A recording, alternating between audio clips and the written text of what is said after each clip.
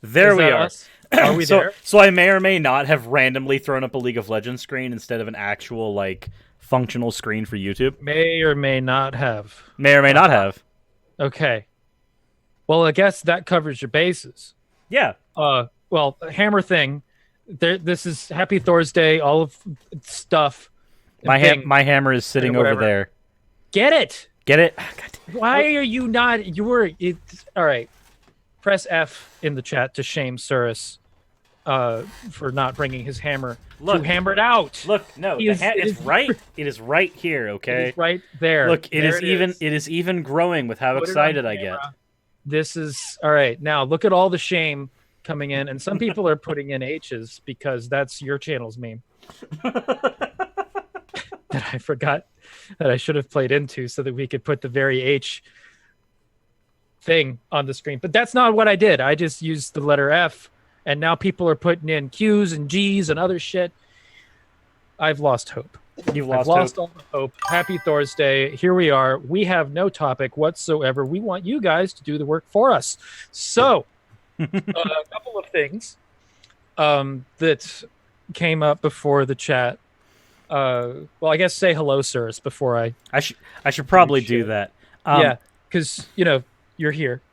Yeah, the first thing, two things. One, definitely, hello everybody. Hope you guys are having a wonderful time. Welcome to Hammered Out. I see we got 68 people watching, and that is a-okay with me. So, second thing, also very important. If you notice, we have a giant. We're later than usual. We are later than usual. We have a giant thing in the middle of the chat. Why do we have a giant thing? We have a giant thing here. So if you remember the last time we had Hammered Out, we had 4 guests. Well, this time, since we weren't able to put the fan art from the last episode that came through during the episode, this time we are able to put fan art in, and we can put as much fucking fan art as is sent, because that is the most real estate we've ever had for fan art. Deliver the fan art, please. There's room. What? So what words? Stuff. So fan art is a thing. Fan art will be a thing. We're going to feature all the fan art as long as it is YouTube appropriate. Do not get us banned from this platform, please. Take risks, but don't get us banned. But one of the topics that somebody has suggested in the chat is shit atheists say to pagans, which I don't know how you feel about that, but I thought it was funny.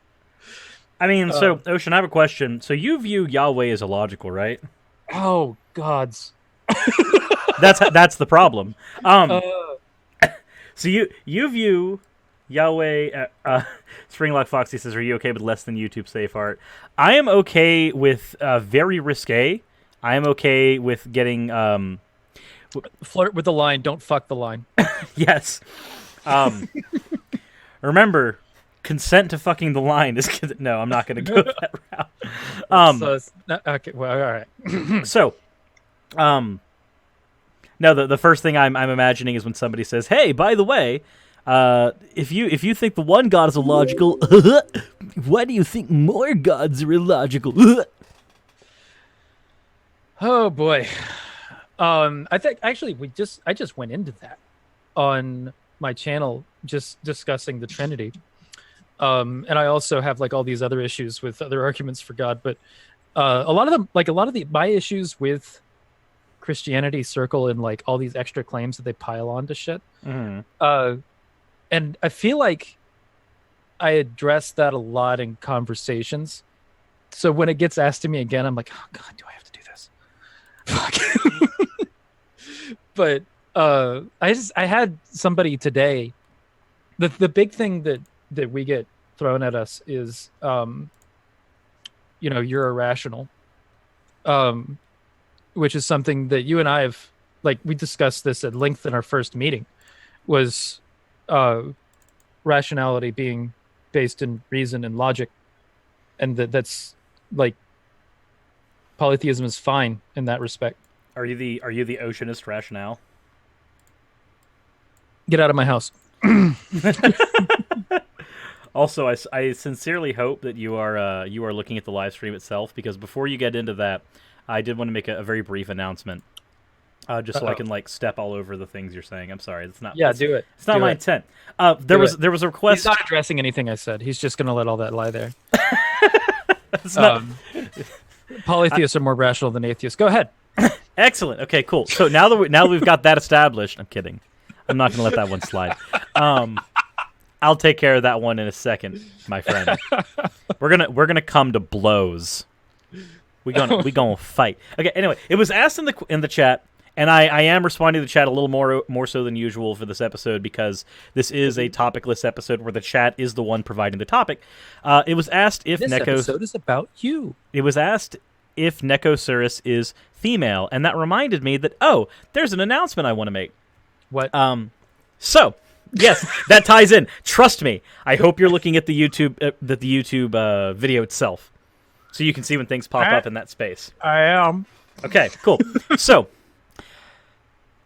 we finally have our first graphics designed for merchandise. Oh, or rather, I do because it's my channel, but Ocean is here, so there's a we. But also, the artist is Gaelic Knox, so there's a we there as well. Right. Okay. I'm here to watch you announce. Yes. So, the first bit of merch, I was like, okay, so what stuff is ubiquitous to my channel? What stuff can people recognize from my channel? And thanks to Jack the Vulture making the whole like Rule 63 Necosurus thing, and me just like seeing that artwork and going, I'm going to integrate that into everything like a fucking degenerate.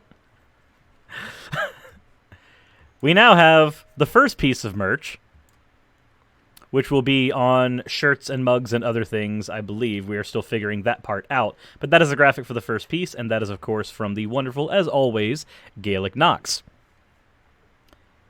Do you see it, Ocean? Yes, I do. And riding the hammer. Riding the hammer, and one of the boobs is only covered by the pendant. Yeah, I see that. This is appropriate. We have what fan art you can make. There it is. There's the line. That's it. Okay. Also, there are two other pieces of merch, two other arts that were made for it. The next one. Anytime that we're doing a debunk, what's the thing that I just like habitually say? It's just like, hey, let's do a thing. Let's do a thing real quick and just like go through and show why the argument's wrong. Okay. So it was requested by a fan. That also. Oh wow! I just grabbed the whole show. It was requested for that to become a piece of merch as well. Put the show back, Cirrus. Okay, let's do a thing. And finally, there needs to be one of same animation, but let me explain you a thing. Let me explain you a thing. And finally, most importantly. For the last piece of merch, if you guys want to see the last piece of merch or the last graphic that is for the merch, please press H in the chat. And if you don't want to see it, press G. We're gonna make the chat very H again, aren't we? I see Gainer. I see many H's so far. There's an H there it is. There it is. Chat very H yet? Oh, okay. All right. So I see some Q's in there. There are some variations. All right. I caught that. That's horrible. All right, so to that end, that's how you make a pun. Is you make a bad pun and then you laugh at it yourself. Because for everybody else, it's pain. Exactly. So for everybody else, dealing with the pain of Ocean's pun, the last piece of merch or the last graphic for the pieces of merch is, of course, Very H. Because if it wasn't, I think there would have been a few questions asked, a few questions raised. Why is there no Very H? Why is there no Very H? It channel lore. I've also been informed that you are being put in a jar. I'm being put in a jar. You are being put in a jar. You'll understand later, but not yet. I see. So, with that said, now we can actually begin in earnest because the question about the Necomantisaurus led into that a little. Has been answered a little too smoothly. The whole, Yahweh thing. I think it was JMD in the chat asked, "What do I think of divine simplicity?" I think it's really complicated. I think so. Here's what I think. Can I answer this one? Yeah, you go for it. Because That's ultimately my opinion, is that divine simplicity is way too complicated to be called what it is. I think that the best conversation I've ever heard about divine simplicity was between Pelagia and Classical Theist on Heathen Hour. That was I want to see that. That was Classical Theist. I could see butchering that one wonderfully. Well, Classical Theist is a freaking Nick Fuentes sycophant, so he doesn't think too good. That's right. He likes Nick Fuentes. He doesn't do the think too good. So, all right, but and Pelagia, I saw Pelagia's first debate, and I can't remember who it was against. It was that like Pelagia did really well. It was on the resurrection of Christ, or what is the historical evidence for the resurrection of Christ. And I can't remember who he was debating, but he did a really good job presenting his information. And that was like, I barely was familiar with Pelagia at that point, but after that debate, I was like, I like this guy. So fair. Him debating Classical Theist on divine simplicity would be interesting, because like divine simplicity, every single time I've had it explained to me a number of times, and for being simplicity, divine simplicity, like it skips the idea of properties and makes it so that like God is the thing. It makes God really complicated because it tries to exclude properties of deity and get into that. But in doing that, it makes him more, and also try to throw the Trinity on top of that. Good Lord. But anywho, then it becomes a giant clusterfuck. Yeah, we have go ahead. We have a super chat, and we have a Streamlabs that came in. Cool. Super chat was from Thomas Gulf City Peasant, and that was perpetually existing nonchalant intelligent sapience, or penis. Because I am completely mature. Perfect. And then Zalrock Chaos actually had as a question, which Daedric prince would you support if they were real? Is that for me? I think that's for either of us. Guess, yeah, you go for it, because I'm not as familiar with the Daedric princes. For being okay, so a buddy of mine got into heathenry through Skyrim by playing a lot. It's Wolfred, and by he through playing Skyrim, he was like, oh, I wonder what this is based on, and he started researching it a bunch, and then he through that it kind of started his journey into heathenry. So Harry Potter's not dangerous, but Skyrim is, Christians. But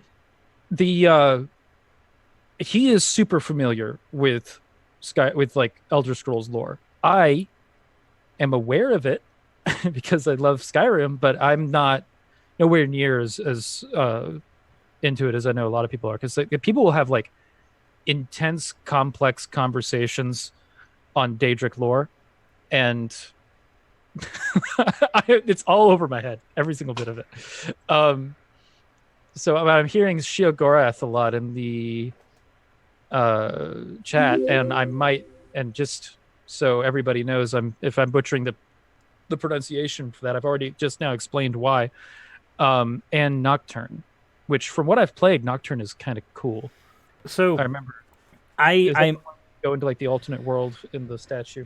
I'm torn. Because I'm not a Skyrim person, but I do have the list of them pulled up, and it's basically just it feels like I'm looking at a list of D&D deities, trying to figure out what alignment I'm going to be for the campaign. Have you played any Elder Scrolls game? I have played a little bit of Morrowind at a friend's house when I was a kid, and that's the extent. I should be playing Skyrim on Twitch, shouldn't I? You really should. Like, why haven't I done that? That seems like the one you should. The one that I should play, yeah. But I think for me, like, there's part of me that originally, I think his name is Gigalag. I wanted to say Gigalag. However, even while being the prince of logical order and deduction, he also upholds strict order above all else, and I'm anti-authoritarian, so like I could not patron that deity.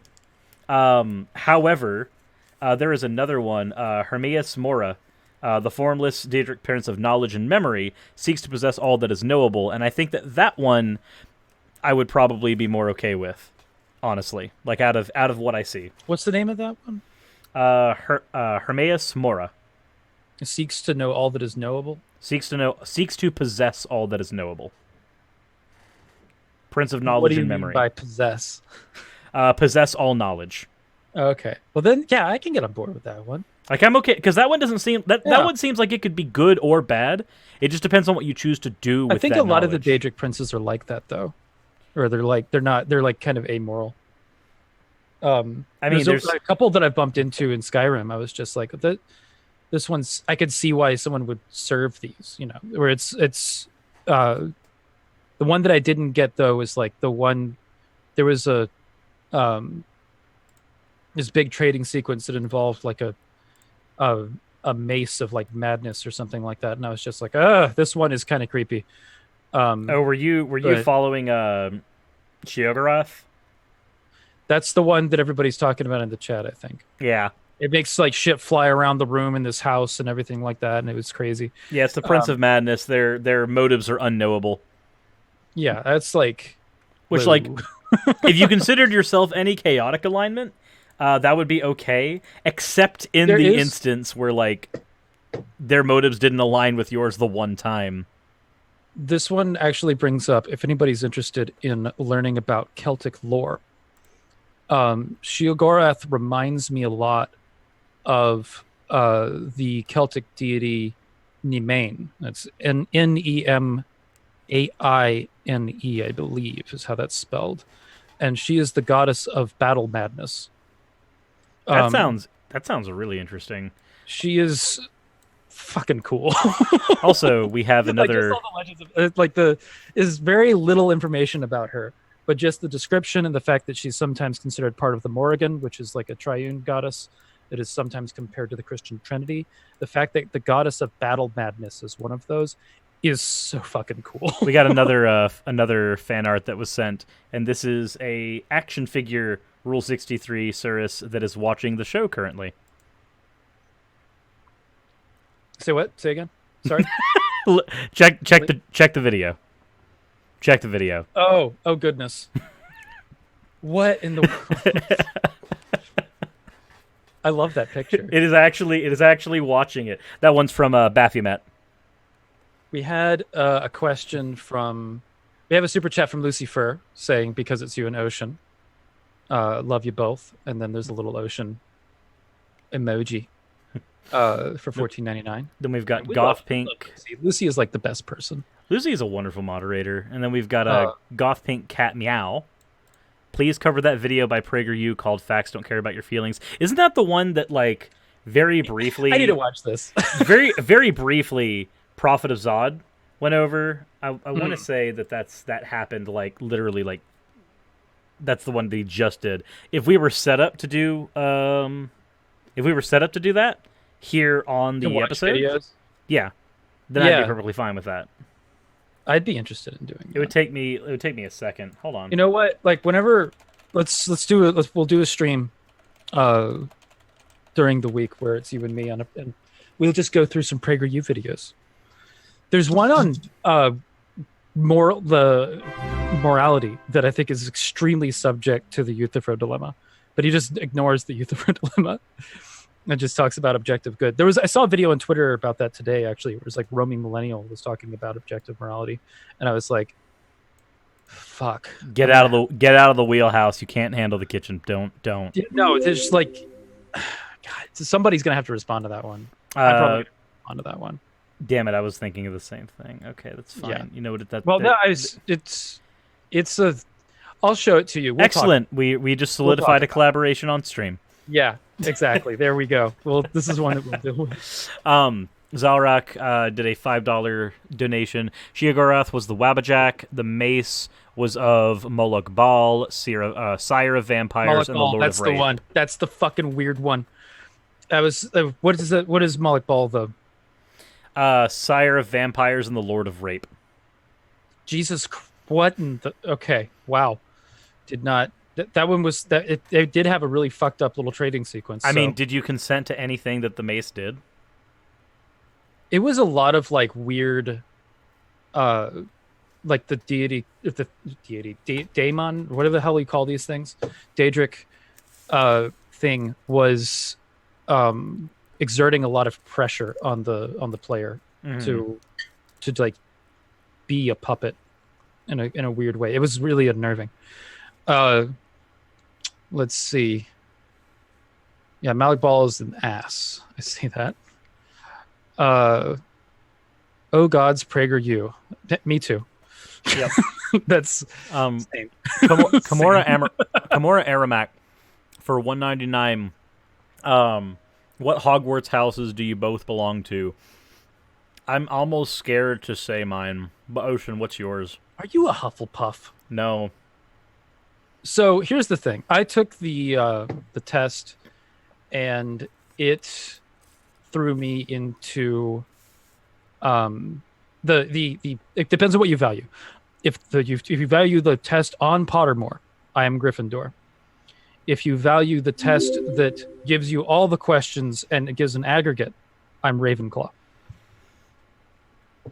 I am fair. If memory serves on the aggregate one, I end up sitting just a little high enough to be Gryffindor, but the close second is Slytherin. Oh, that's funny. Which, you manipulative shit. I'm just sitting there like, I don't disagree. There's a negative connotation to Slytherin that I've never been a fan of, especially with like how J.K. Rowling portrayed Slytherin as like a bunch of inbred pureblood Nazis. Like, that's really what her portrayal of them was, and I'm just like, I'm fairly certain there's some Slytherins that are not that. Damn. JMD Apologetics posted one that was really interesting a second ago. Oh, here it is. Does Ocean agree with the fine-tuning argument? And what is chaos? I believe chaos, by its nature, would be antithetical to the fine-tuning argument. Yeah, it wouldn't be like, because if the fine-tuning argument requires intention, then no. Then yeah, beings coming from chaos. Chaos would be that. Well, no, it doesn't really ruin it. So here's how it would work under chaos. It would be that the gods came out of chaos, and then the gods fine-tuned the universe by creating the universe after chaos created the gods, rather than the universe coming from chaos. So it depends on your perspective on what is actually created by chaos. Does chaos create universes, or does chaos create deity, and then deities create universe? There's a number of ways to slice that cake. But as far as whether or not I agree with it, I don't find a huge problem with it. I also don't find it convincing, like, at all. So, like, if I'm going to be making my case on whether or not deity exists, I'm not going with fine-tuning argument, because I wasn't convinced by it, and I tend to try and use arguments that I would find convincing. Am I the only one that has never... I have... It is very rare for me to meet somebody who was actually convinced by an apologetic. Argument from experience is convincing. Argument from experience is not an apologetic that is classically used, especially not for monotheism. No, because monotheists can't use it. They do, but it doesn't work for them. If a monotheist tries to use argument from experience, they validate all religions, correct, not just theirs. Right, that's a problem. What a polytheist can do. Monotheists can't do that. So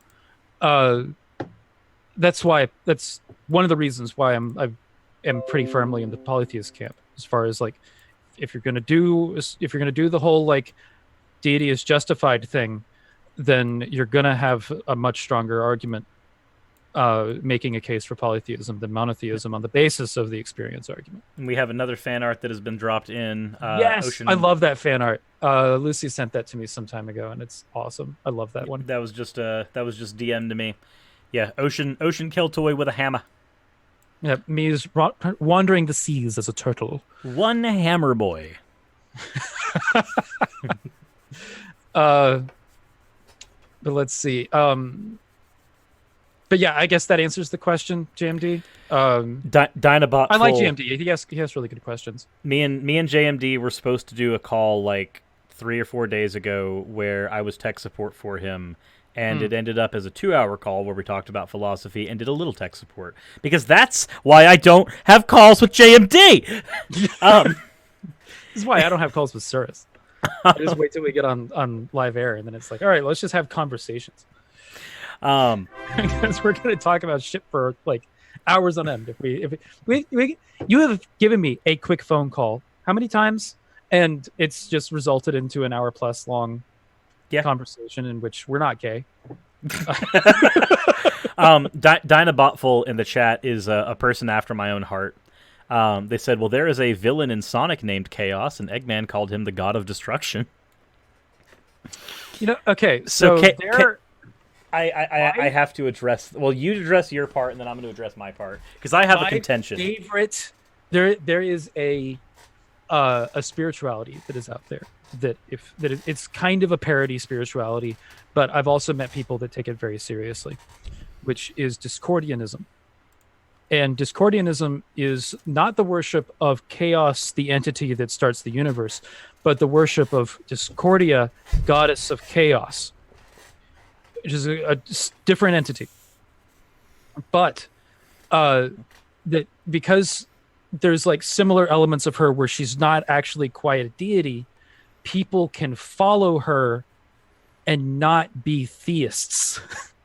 So you get people that talk about their religion and they're trolls. I saw somebody arguing in an atheist server who was a Discordian, and I got it immediately and just watched the fire that resulted from this, of this person talking about their practice and worship as an atheist. It did not talk about that, and would say that they were a Discordian, but didn't actually talk about deity, but made a lot of theistic arguments about Discordia. It was hilarious. If you've never heard of it, look it up. Discordianism. It just means that you use the program Discord. I'm kidding. No, it's I think a Greek deity. One of those deities that crosses over between Greek and Roman. But it's I think Discord is the Roman, or Discordia is the Roman name, and Eris is the Greek name. But yeah, it's a lot of fun. I've talked about it too much. What's up? So we have another fan art that was sent in, is a Cthulhu Cirrus from Stormblast X, which is terrifying, as Cthulhu is apt to be or want to be. Secondly, though, so me and Dynabotful, we need to have a heart-to-heart, okay? So Eggman calls Chaos the god of destruction. I have a problem with that. And the problem is that Chaos in Sonic lore, because Sonic Deep lore is a thing, and it's really fucking weird. Oh my god! But no, Sonic Deep lore is a thing, and you can talk about it for hours. Okay, so here's the thing: Chaos was a mutated Chow, and would you call one of these the god of destruction? Correct. Yes, I would absolutely. Why is this controversial? Is this controversial? Is this controversial that this would be a god of destruction? That. Absolutely. 100%. What is... Are you disagreeing with that? Okay, so Ocean, have you actually seen the story of Sonic Adventure? Let's see it. Most of us in the Chaos had a deity call it the primordial, calling it chaos in terms of... yes. The complacent do-nothing's word for it. I'm going to have to understand what you said a little bit more, Kadama. I know that also people are saying that the thing you just held up is the real ocean. Well, actually, Chows are water beasts, so it's not. I'm fine with this being like. I need to sit you down. I need to send you a copy of Sonic Adventure 1 to play on stream. So you can start familiarizing yourself with Sonic Deep lore. You start talking about Sonic, and the only thing that I know about Sonic lore is Christian Sonic. And Christian Sonic is not his own thing anymore. Christian Sonic is now just GM Skeptic lore. He ran fast for your sins or something like that. Let's see. People are saying they're posting in my Discord.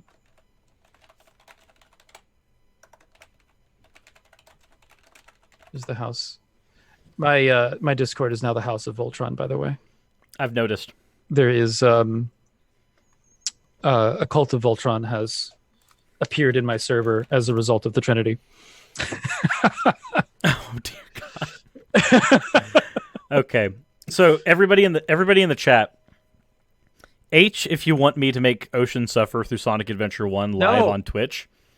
G, if you want to spare him and give him mercy. Don't do it, guys. Remember that 90% of that game is great. The other 10% is Big the Cat. Oh no, the H's.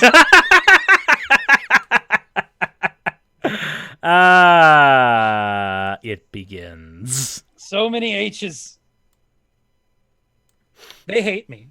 Your whole audience, they all have such severe dislike. They all hate you. And there's a couple of people that are like willing to put forward a G. Thank you, Lucy. Someone loves me. Nope. Okay, you know what that means? We're going on to. This is where Cirrus opens up Steam. On a Twitch. This is where Cirrus opens up Steam. You said on a Twitch broadcast. Oh yeah, no, on a Twitch broadcast you'll play it, but I'm gifting it to you now. No. Oh dear. This is what's happening. Oh, you're getting it to me for Steam. Oh, okay. Yeah, no, so you're going to play it on my computer on Twitch. Yeah, you're going to play it on your computer on Twitch with your controller, your hardware, like. Which I have a new controller now. Do you? Let me bring that up. Bring that up on the screen again. It is a blue Xbox controller. It is nice. It's not cordless. It is a cabled controller. I need to get a new Xbox it's controller. Blue because my name is Ocean. Wait, Ocean, have you seen mine? Where's my controller? But it has these cool little buttons on the bottom that are programmable. Hey, Ocean, I have a thing to show you. Oh, okay. Oh God, I now see the light. And it's blue. Why am I friends with this person? All right, so you had a fight with me on Twitter. We had a fight on Twitter. And then we had a fight on Non Sequitur Show, and then we had Waffle House. Right. We were so... Here's the thing about fighting with Cirrus, guys. If you're, like, engaging with him as a rational human being, he's the most chill fighter. It's frustrating. Speaking of that... People have said the same thing about me, though, so that's fair. Speaking of that, there's a Nicholas Fuentes fan on Twitter. Is there? Who? Well, they yes. are on Twitter. There's like 3 of them. Him. Oh, okay. But there's a Nicholas Fuentes fan on Twitter who I was fighting with, and you saw the fight. Is this the guy that I responded to? This is the guy that you responded to. So I responded to a guy who was getting into a fight with Cirrus about calling him a creative term for a homosexual. And by creative, I mean not creative. And he has on his profile, right? It's like his picture and all. In his description, the only thing that's in his description is not gay, which I just found incredibly entertaining. It's like my favorite thing. And I'm going to let you know right now, it shows that he joined Twitter on October 20th. And the oval that they use for the 0 in Twitter's font, it looks like a vagina. And dicks go in vaginas. And I'm going to let you know right now, that's really freaking gay. What? Have you never seen that meme where, like, is it gay to X? No. Just like, is it gay to have sex with straight women? Well, straight women have sex with guys. So when you stick your penis in there, you're having sex with places where penises have been. That's really freaking gay. Like this thing where you just try and make an argument for everything. Yes, it's no matter what is said, you make an argument that it's gay. Everything, no matter what. This is gay absurdism, like how I'm a sandwich absurdist. You okay, Ocean? Why? Why? Fucking why? You've never seen this? No. I've never seen. You understand that I don't.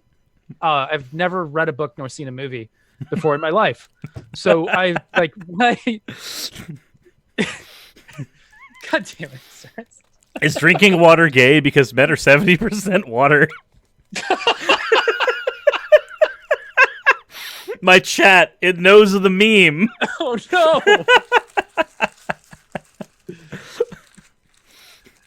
Oh. Yeah, no, it's literally you make no matter what it is. Just like, hey guys, is it gay to kiss guys? Well, actually no, because guys kiss girls, and so if you're kissing a guy, I mean they kiss girls. They're not gay. You're not gay. Like, if something's overtly gay, you're just like, nah, that's not gay. No, but if it's anything else, it's like, nah, that's really gay, dude.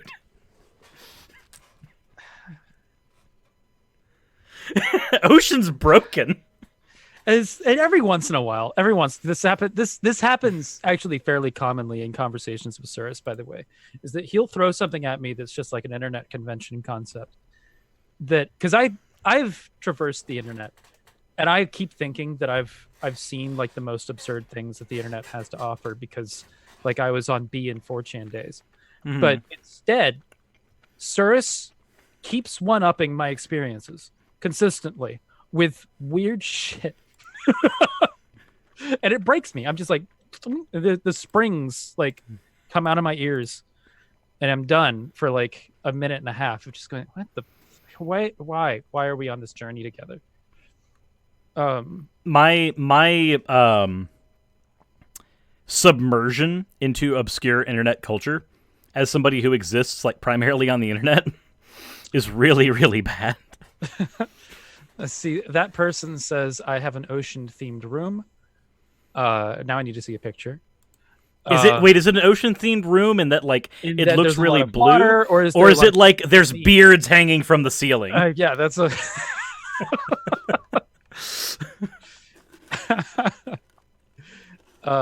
Let's see.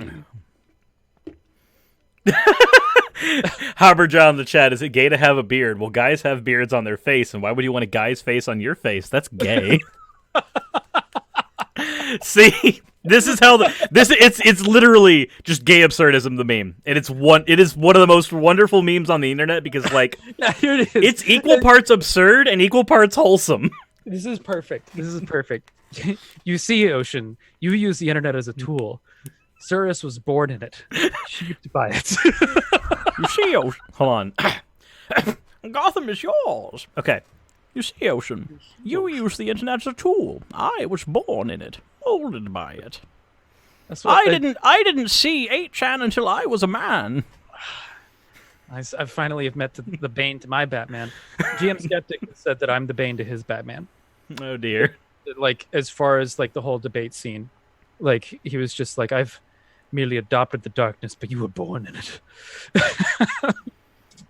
Oh yeah. Let's see. You know, guys, look at memes. This whole thing is pretty gay. It continues. Why is help me? There's no helping, Ocean. Why is I'm just need to shut down this entire thing. Rest in peace, 8chan. What a strange world 8chan was when it wasn't a racist site. Let's see.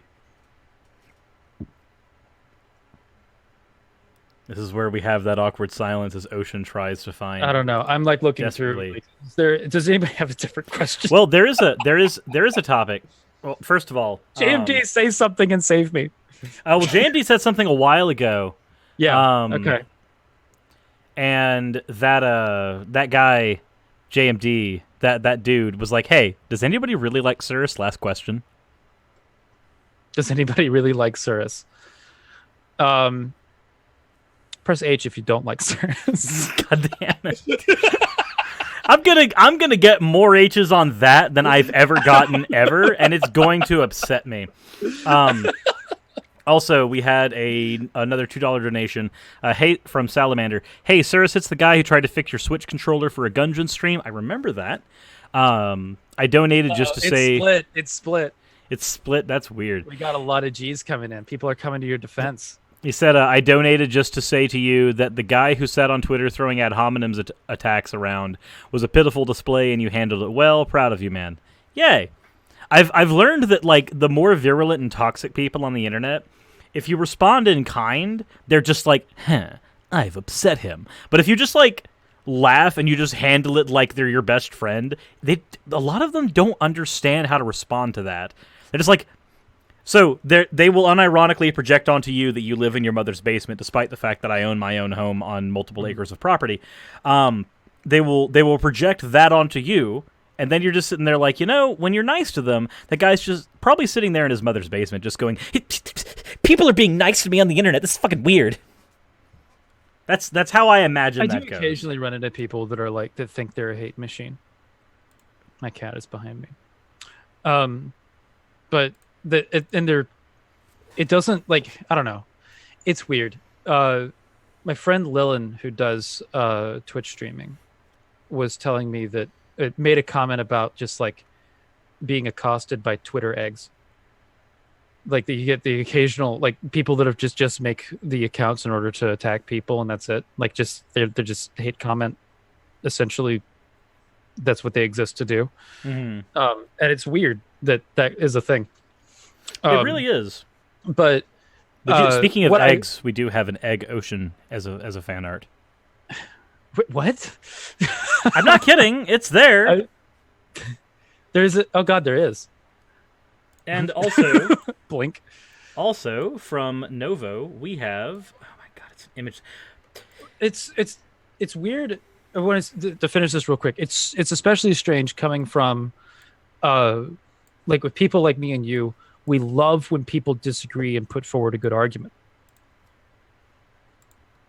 But then, like, it's hate comments don't help with that. It's not productive to conversation. No, but hate comments are productive in one way, in that you can farm hate comments and then make a video on just the hate comments alone. Make a video on the hate comments alone and time it to Yoshi's Island at double speed. So, speaking of hate comments, I got the best one. And you're also in a jar in the fan art area, by the way. Am I in a jar? You're in a jar. Oh my God, that's awesome. Who did that? That's amazing. That is Novo. That's Novo awesome. Who did that. That's freaking great. I want that image. Ocean in a jar must be merch. Ocean in a jar must be merch. I will probably actually adopt that. Novo, contact me. But let's see. What? Oh, right. This is what I was going to say. I got this. I woke up a couple of days ago and got coffee and sat down at my computer, and I saw a bunch of YouTube notifications. And I was like, oh, okay, some of these are YouTube comments. Let me click the top one. And it was, I'll read it for you guys. There's a guy named Jesus is Lord. Oh, Jill! My favorite! And my Twitter guy who doesn't even know how to operate Discord yet says he's a mathematician. Yeah, here he is. So what he said to me on the YouTube comments is, and I quote, "I pray that God will allow me to watch sinners burn in hell." I was like, what? Excellent. 10 out of 10. That is a oh my God. That's a thing. From Salamander through Streamlabs. Look, man, is being a skeptic gay? I mean, a lot of skeptic debates seem to be a bunch of guys talking to each other, which means you're practically with a guy and everyone knows that being in the same room as another man is hella gay. So I don't know, man, TBH. That's the reason why I stream from my house and not services. Except for that time that we did a video with me and you at my house. That wasn't streaming, no. Right, I said that's why I stream from. However, as of 6 minutes ago, we got another comment on that video. Oh Person named Spacey, such a profound lack of masculinity in this video. And it's like, okay, and is that supposed to mean something? Because like, that doesn't mean shit to me. Weird. It's odd, I guess, when those kind of comments happen. I don't know what to do with them. I know what to do with them. Put them in a video timed to Yoshi's Island at 2 times speed. Like, that's exactly what I do with them. People are blowing up my DMs right now. Nova sent me a message. Hey! Let's see.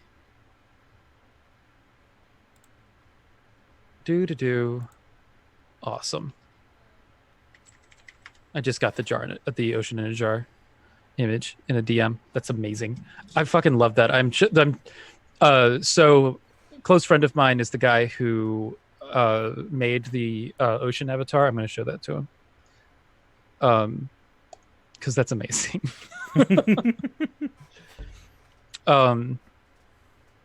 Anywho, let's fish in the chat for more questions. We do Throw us have a topic, guys. We do have a topic. Talk about McMurtry, and I'll be honest. There's only so many ways you can talk about a gordophile. I don't really know how many angles we can go for that. Gord versus evil. The battle of Gord versus He evil hasn't has been doing begun. anything lately. I think that one thing that's interesting about a lot of these guys. So as far as like what happened with the pumpkins, there is kind of a lull right now. But what happened like in the first couple of weeks of that is that you had like this lead up to the Massa conference. And during the Massa conference, Tommy McMurtry fielded phone calls, and there were people that were calling in and asking about his pumpkin fetishes. And he kept like hanging up on people and all that shit. Since then, though, there's been like there was all this like bit with poking at Tommy McMurtry, but afterwards, like there were certain individuals that got several of these churches, the NIFB churches, PayPal links disbanded. Like they weren't able to receive money or manage funds through PayPal anymore because they're a hate group.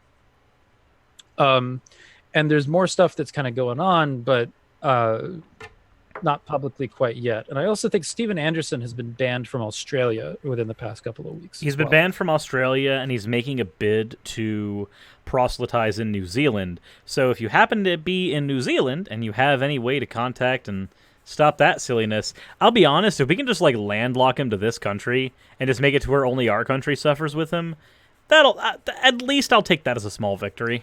And look, there's a person, if you are interested in the anti-NIFB activism down under, Nervardia is a great person to contact for that. Her YouTube channel, let's link it in the chat. She is previously known as Godless Australian, but she's got a lot of the connections about who's doing what on the activism that front. So if you want to help out, she's on the front lines of that. I'm trying to get the link to her channel real quick. Yeah. Nervardia, who has jumped to 425 subscribers. That's awesome. Go subscribe to her, by the way. She's another one of those people that's undersubscribed. We had her on Hammered Out last week, along with Excult Baby, Unholy Sarah, and Sassy Atheist. All of those you should subscribe to, but Nervardia is the one that is dealing with the NIFB stuff. She knows a lot of the people that are dealing with that stuff as far as New Zealand and Australia are concerned. So go there and subscribe to her. She's awesome. Plus she does science content. Oh dear. Emmett has provided a link in the chat. Something very H. The very H link is in the chat. The very H merch. Oh dear. It has begun. It has begun. I don't know how to feel about that, but it's there and it's begun. It's there. It's there. It's a thing. It's there. For those who, I'm going to go ahead and make sure that is a visible thing real quick for fun. Because this channel is my full-time job, so like the opportunities I get to plug ways to like put food on my table, when I can do it, I will. But anywho, as far as Tommy McMurtry specifically, he has not been doing very much. He's been very quiet, which is kind of what you're supposed to do in these situations. He finally learned that. It was because it was his fault that the pumpkin thing began at the first. He's like, right. Well, he's the biggest fruit. He's a pumpkin, and just like, it's like, dude, you just gave birth to a meme. You have created the meme, and my dude. like you poke the wrong bear, and he's learned his lesson to not poke the bear anymore. So he's fucked off for the most part. The problem though is that the NIFB, and if you ask another YouTube user that you guys should subscribe to if you're interested in talking about that stuff, is a guy named Atheist Rationale, who should be able to make more content soon. Yes, because Atheist Rationale is awesome. Their laptop has been dying, and it's one of the things that's made it very hard for them to work. Yep. I may or may not have just mailed him the laptop that I took to Faithless Forum to fix that problem. Mm-hmm. So, yeah. Hopefully, we will be able to see more content from Atheist Rationale now that I've literally shoved a computer down his throat. Yep. And, but yeah, go subscribe to Atheist Rationale. They're a really awesome creator. And as far as the NIFB stuff, Atheist Rationale worked to compile a lot of stuff that has been removed from YouTube that is evidence of, like, their tremendously shitty speech. So big shout out as a result of that, and should be continuing to get shout outs because of that. Cute Dark Arts in the chat says, Sir, since you're plugging merch, can you put the link to the Surus doll auction in the chat? I want to put in the link, but I can't. Send me the link on Discord real quick, and I can drop it in. Yeah. And then I can do so. Because that's hilarious that that's happening. I would also that's the one you showed me, right? Yes. Yeah. I would also like to point out, for posterity's sake, when we're talking about Tommy McMurtry, I think we can actually marry an offensive meme to an epic meme and create something beautiful out of it. And that is, despite making up only 13% of NIFB pastors, Tommy McMurtry does make up 53% of the pumpkins. Oh my god. We'll marry a grossly... I kept making jokes about, like, it being slippery in the pumpkin patch behind the church. Or why is Pastor McMurtry and Pastor Patrick Boyle, spending so much time in the pumpkin patch together? These are questions. Oh god damn. We have two things that came in from Salamander through Streamlabs again. One is, I have too much money, so I'm going to support the shit out of you, sirs. Take my money and use it to make a sign that you can hang in your room that has the literal I'm just going to say it on stream because it's part of his super chat thing. Make a sign in your room that has the literal definition of fag on it so that it's visible in every stream, just in case that guy from Twitter comes back.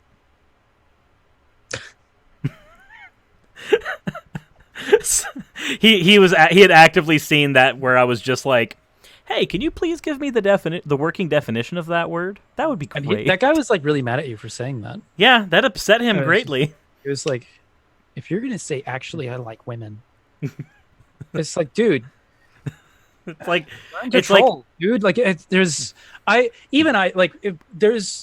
when you have like haters coming at you on the internet and stuff, there is a certain appreciation for somebody who's a good troll, and that guy wasn't doing that, unfortunately. No. It was kind of... Speaking of good trolls, though, we do actually have another Streamlabs send in from Salamander. Quick suggestion: tell people to send packs upon packs of those little Debbie Pumpkin delights to the NIFB church he works at. Like, speaking of, like, the comment that I got, Jill, that was a good troll. It was worth just, like, putting out there. Every once in a while you get one of those where it's like, that was, and with him I think it was unintentional, but it was just like such an incredibly hateful comment that it was entertaining. With a lot of them, it's like, try harder, man.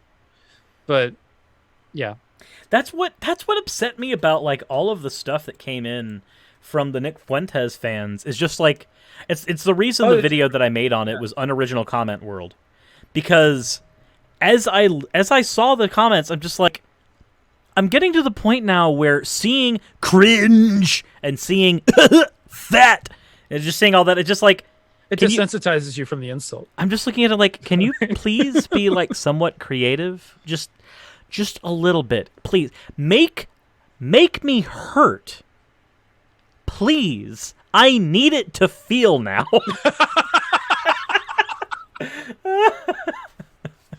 That's where we are.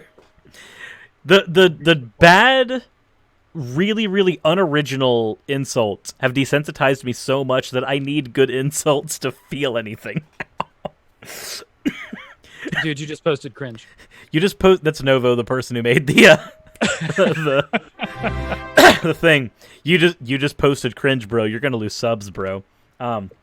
Speaking of things we posted in the chat, I think you gained subs from that. I did. Yeah. So there is the eBay auction for the Surus doll that Baphomet wanted everybody to see. I'm actually gonna throw that into the. That auction is really. It's very weird because like I'm seeing that and I'm just like, there's an action figure that was made of me in an eBay auction now, and I don't know how I'm supposed to feel about that weird parallel universe I found myself in, but I found myself here and it feels weird. At the end of the day, as far as like the collab that we did, I gained subs, you gained subs, we both gained views. Your mother was a hamster and your father smelled of elderberries. You know, you're like, what, 40 years too late for that to be funny anymore? Yeah, that one's... Yeah. I'm kidding. Monty Python's always funny. It's just not original. Can I ask a couple of things concerning a polytheistic pantheon someone tried to create in fiction? I'm curious now. Go for it. What are the questions? Yep, go for the questions, and whilst the questions are being typed, we do have Sean Carroll who said, yeah, I need good insults these days to even chuckle. I know the feeling. Also, from Renita, the same person, every time I hear you call him Jill, I keep thinking of Jill Valentine from Resident Evil. Also, earlier up, there was... Where is it? Oh, Haberjaw.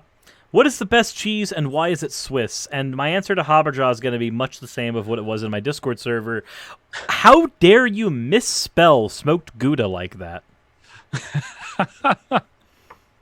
Like, I know what you meant, but you've got to spell it right, okay? It's not S-W-I-S-S. I don't even... Look, don't ever have a cheese with SS in the name, okay? That's cheese for Nazis. However... Smoked Gouda? That is the best cheese. All right, and Renita said that she probably wants to ask directly because it's a lot to unpack. So she's just going to send me a DM on Discord. So it works as well. From Zalrock Chaos, I have a previous donation. But anyway, what is Ocean's thoughts on my new Chaotic Raw logo? Sorry if this sounds just like shilling. I just want to know. They posted that Zalrock Chaos in the... what channel was it? It's in my Discord. Let me see. Join, leave, ban, unban. I need to find it because I can't find anything in my Discord. Is it in self-promotion? I want to say it was in self-promotion. Ah, yes it is. Cool. I can't find the things. That's fine. I'm actually just going to throw it into the... I'm going to throw it temporarily into the art section here and blow it up for you to see. I found it. Self-promotion. Yep. There is Zalrock Chaos's Chaotic Roll logo for their channel where they do the D&D stuff. Or D&D themed things at the very least. So that is there. I'm not seeing it. Hold on a minute. You should see it in YouTube. Yeah, but I keep like darting back and forth looking at YouTube. I think that my stream is behind. That's what's going on. And while you try to figure that out, because technology doesn't work very well for pagans, it Correct. breaks. From Thomas Gulf City Peasant, the fight of Gord versus evil is always a Gouda time. And I like that sigil. That was a cheesy pun. It's always a Gouda time. That was cheesy. Yeah, I agree with you. But yes, I like that. Got kind of like the D20. Yeah, with a bleeding axe and fiery staff and an eye. That's like, I like it. It's got a lot of good elements in there. Let's see. We've got waiting for live to actually go in. Salamander says, haha, fat cringe. It's a meme. Please, Nomad. And then, hey, I tell dad jokes, but I don't have any kids. Does this make me a faux pas? Oh, that's a good one. That's really good. I don't. Oh my god, that's amazing. I was stealing that one. I'm gonna have to use. I'm gonna have to abscond with that. I'm sorry. That is beautiful. Uh, That is so terrible. like that's perfect. We're keeping it. We're adopting it. So that is perfect. What else? The Amazing Skeptic, could you do a video on irreducible complexity? So there's a problem with that. I could do a video on irreducible complexity, but I think that the entire I think the entire concept is a little bullshit. But that's fine. I think that's what they meant. Yes, I know. They want to do so. For me, as my first running into irreducible complexity was reading Dawkins on irreducible complexity. So, and I didn't, when he was talking about it, I was wondering why he was spending so much damn time on this concept that I'd never heard of and seemed so intuitive that didn't make any sense to make the argument for it. But then I've since then seen Yex make the argument for, I haven't seen Jill do it, but I've make this argument for irreducible complexity, and it just is like, especially when they use the eyeball, that's so strange to me, because you can use just like light sensitive cells in small multi-celled organisms to that as like, this is where the eye starts, and then you have different stages of the eye in life that is still around. So why is the eye brought up? Whenever somebody says irreducible, whenever somebody brings up irreducible complexity as an apologetic, my go-to knee-jerk response is, I get that complicated things are bad for you, but it doesn't mean that you couldn't understand them with a little education.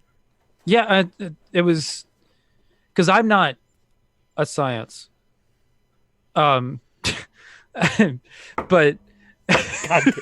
okay, we have a few things to cover real quick. I keep interrupting you, but the chat is gold right now. I'm sorry. What is the chat doing? First of all, Lars Wolf says, Cirrus, you're so weak, Kerbo could beat you in his sleep. Sorry, I suck at this insult thing. I didn't, and Hannibal of Carthage says, I did not see the chemical discovery of Soph Begone. I don't. Are you aware of what happened there? Soph Begone. Do you know who Soph is? No. Soph is started when they were like 13, now they're 14, and they were on YouTube as like an alt-right parrot. Basically, just imagine like a little 14-year-old Nazi just unironically spouting all of their most hateful bile, and then getting almost 1 million subscribers doing so. And she was just removed from YouTube. Oh. Soph Begone. I did not see them discover that chemical. Soph, I just now heard of you, and now you're gone. In the arms of an angel.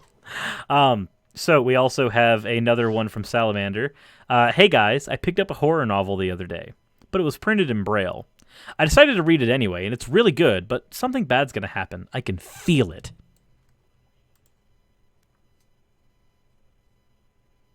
I don't get things. I'm not a science. Okay. Do you know what Braille is? Yes, I think. It's if you're blind. Oh, I know what Braille is. I know. Okay. Do you understand the joke now? No.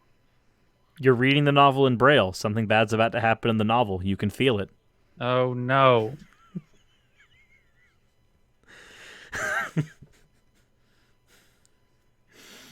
You okay, Ocean? Oh no. You see, when it.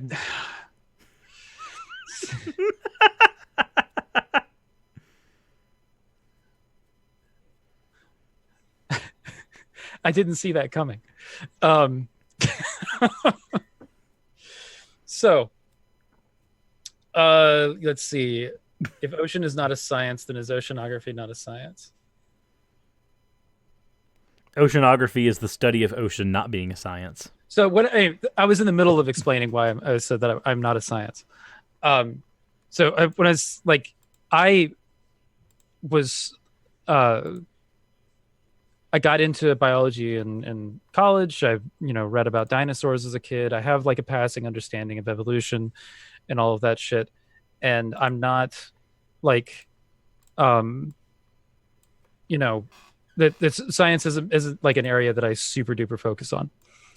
But I understand it enough to be like, irreducible complexity is stupid.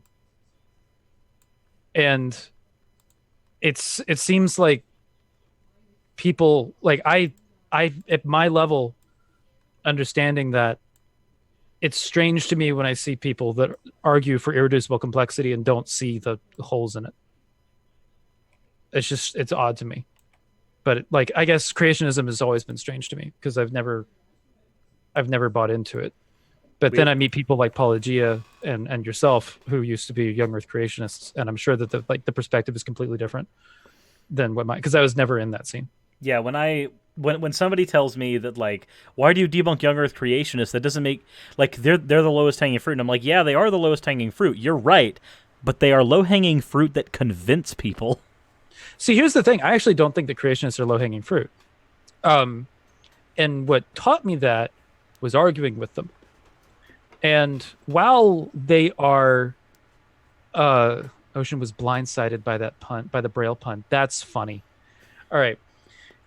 Anyway, arguing with them. So arguing with creationists, you have to know so much stuff in order to figure out your way around each of the little things that they do. Like irreducible complexity, for example, is one of the things that, from my perspective, is a little weird because I know why it's dumb already. Like I heard about it in an explanation of why it's dumb with Dawkins writing about it. And I agreed with Dawkins when he writes about biology. Believe it or not, the man knows what he's talking about when he's discussing biology. It's when he gets into study of religion or philosophy that he gets a little fucky. But in discussing biology and evolution and talking about creationists, the guy is good at what he's talking about. So that being said,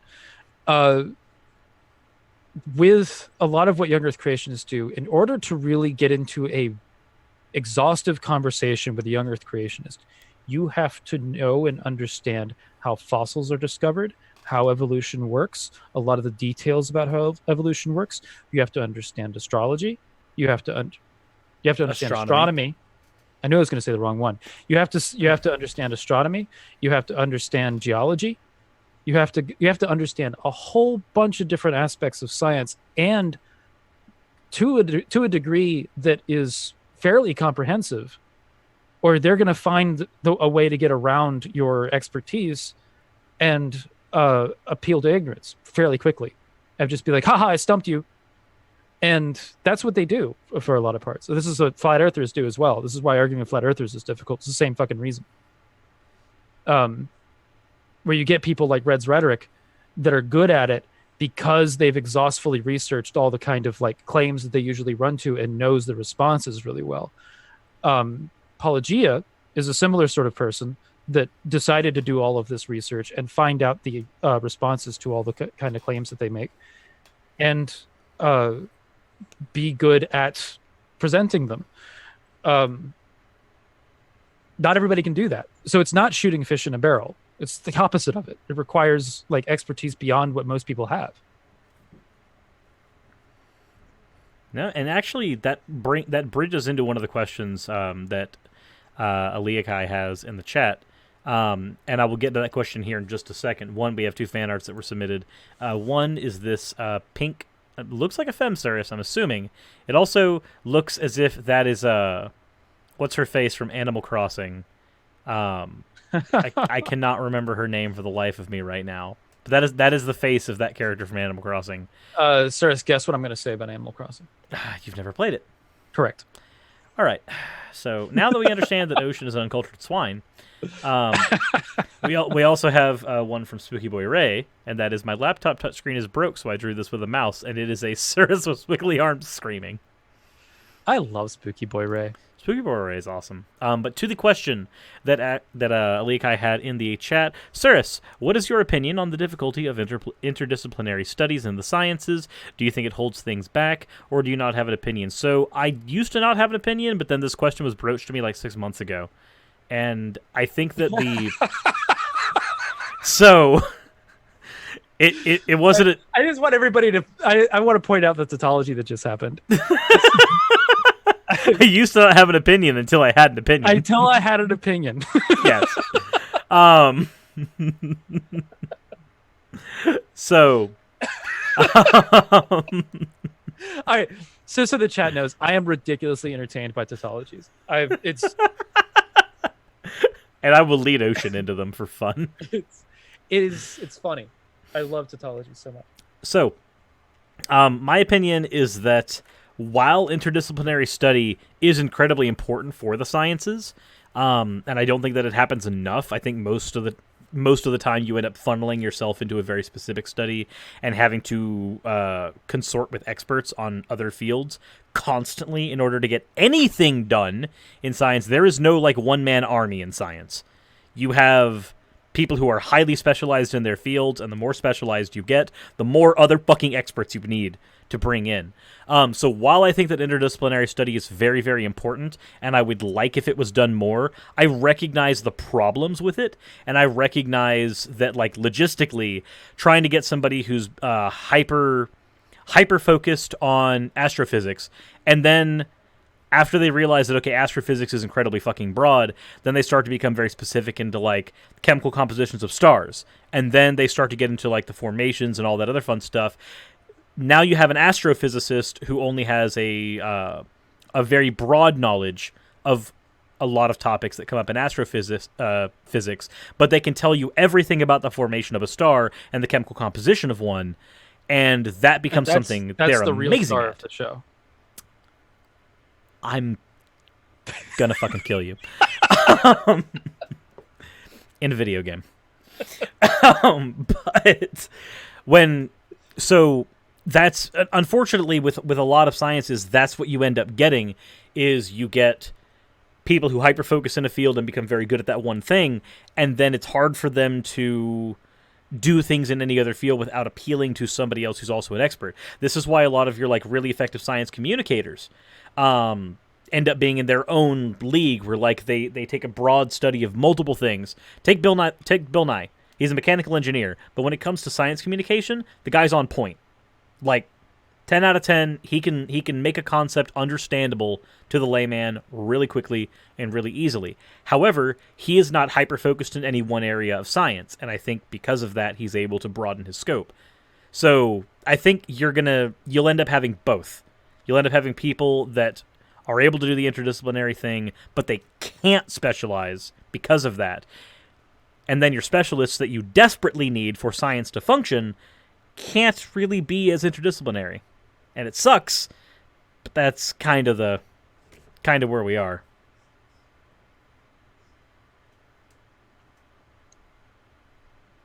So yeah, there's my diatribe on interdisciplinary that was like a very, sciences. very in-depth answer, and I agreed with it, so I can't argue with you.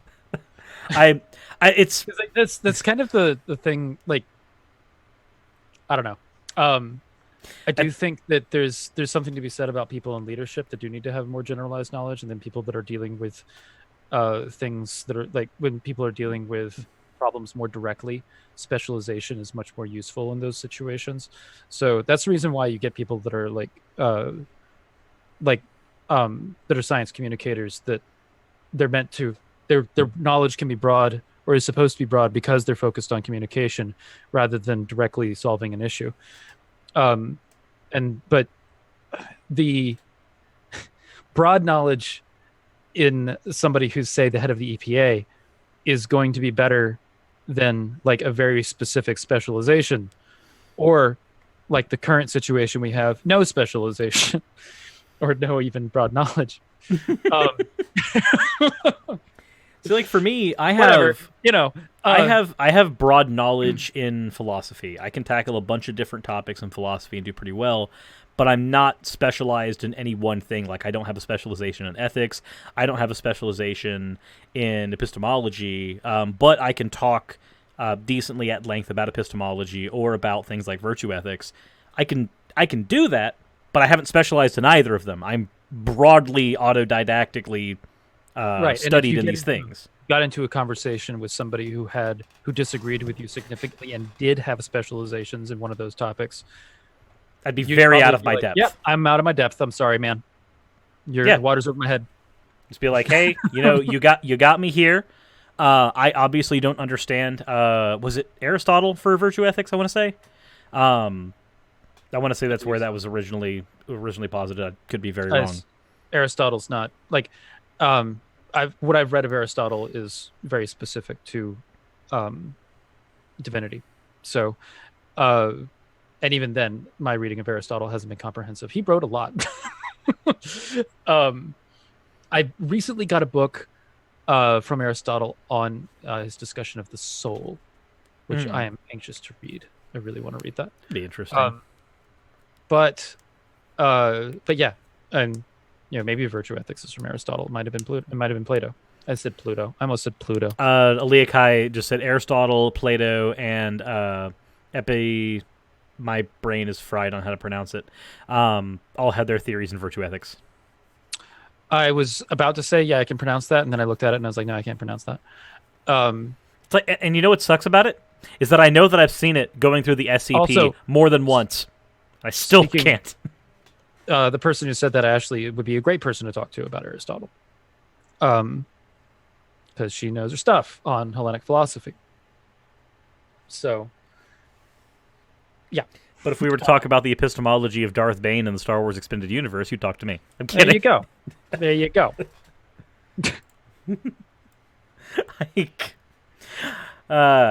I'm sorry. I'm a nerd. I'm literally rereading through the Darth Plagueis book in order to make a video on virtue ethics using Darth Plagueis as a framing device. Also, we have Goth Themsaurus that was just dropped into the fan art area. Goth Themsaurus. Yep, by Rosa Chen, the OWO trans girl. So we have Goth Themsaurus in there. I need to see this. Here, I'll blow it up for you. There you are. Is that where? Oh, that's awesome. I actually kind of love the creepiness factor of that. Is staring into your soul. That's wonderful. I love that art style, actually. Korag Nightwolf says, what are your views on morality? I've been coming to the realization that all you really need as a foundation for morality is empathy, and I think that's something that emerges through evolution. Okay, so complicated. We are opening up the morality discussion. Are you ready for this, Ocean? As a can that just opened and a big spring snake just shot out of it, and then there were 3 more in the can. So, what is happening? Morality just got brought up. This is going to have to be this is going to be a dialectic between me and Ocean. This cannot be a one-sided thing. It's gonna be. Here's the thing that I noticed as well. There's a debate chat thing that I used to be involved in that had people posting in it every day, and it was arguments between Christians and atheists for the most part. Every single conversation boiled down to either epistemology or morality. Mm-hmm. And it was you had people in there that were like really well educated Christians. We're being told that we're having audio issues. I need to figure out what those audio issues are. One second. Allow me 1 second to see what those audio issues are so that I can understand what we are dealing with. As soon as YouTube loads, slowly, but hopefully surely. As soon as YouTube loads. Fiddlesticks, testing. Is it coming in good for everybody? Fiddlesticks, test. Okay, no audio problem here. I think it was a connection issue initially. All right. Yeah, it's a connection issue because I'm hearing it and then it does the little pop of cutting out, and then it just comes back. See. So I see what it was. So just a connection issue. Let me get back to, I guess, to explaining a thing. Issue. Where was I? Okay, yeah.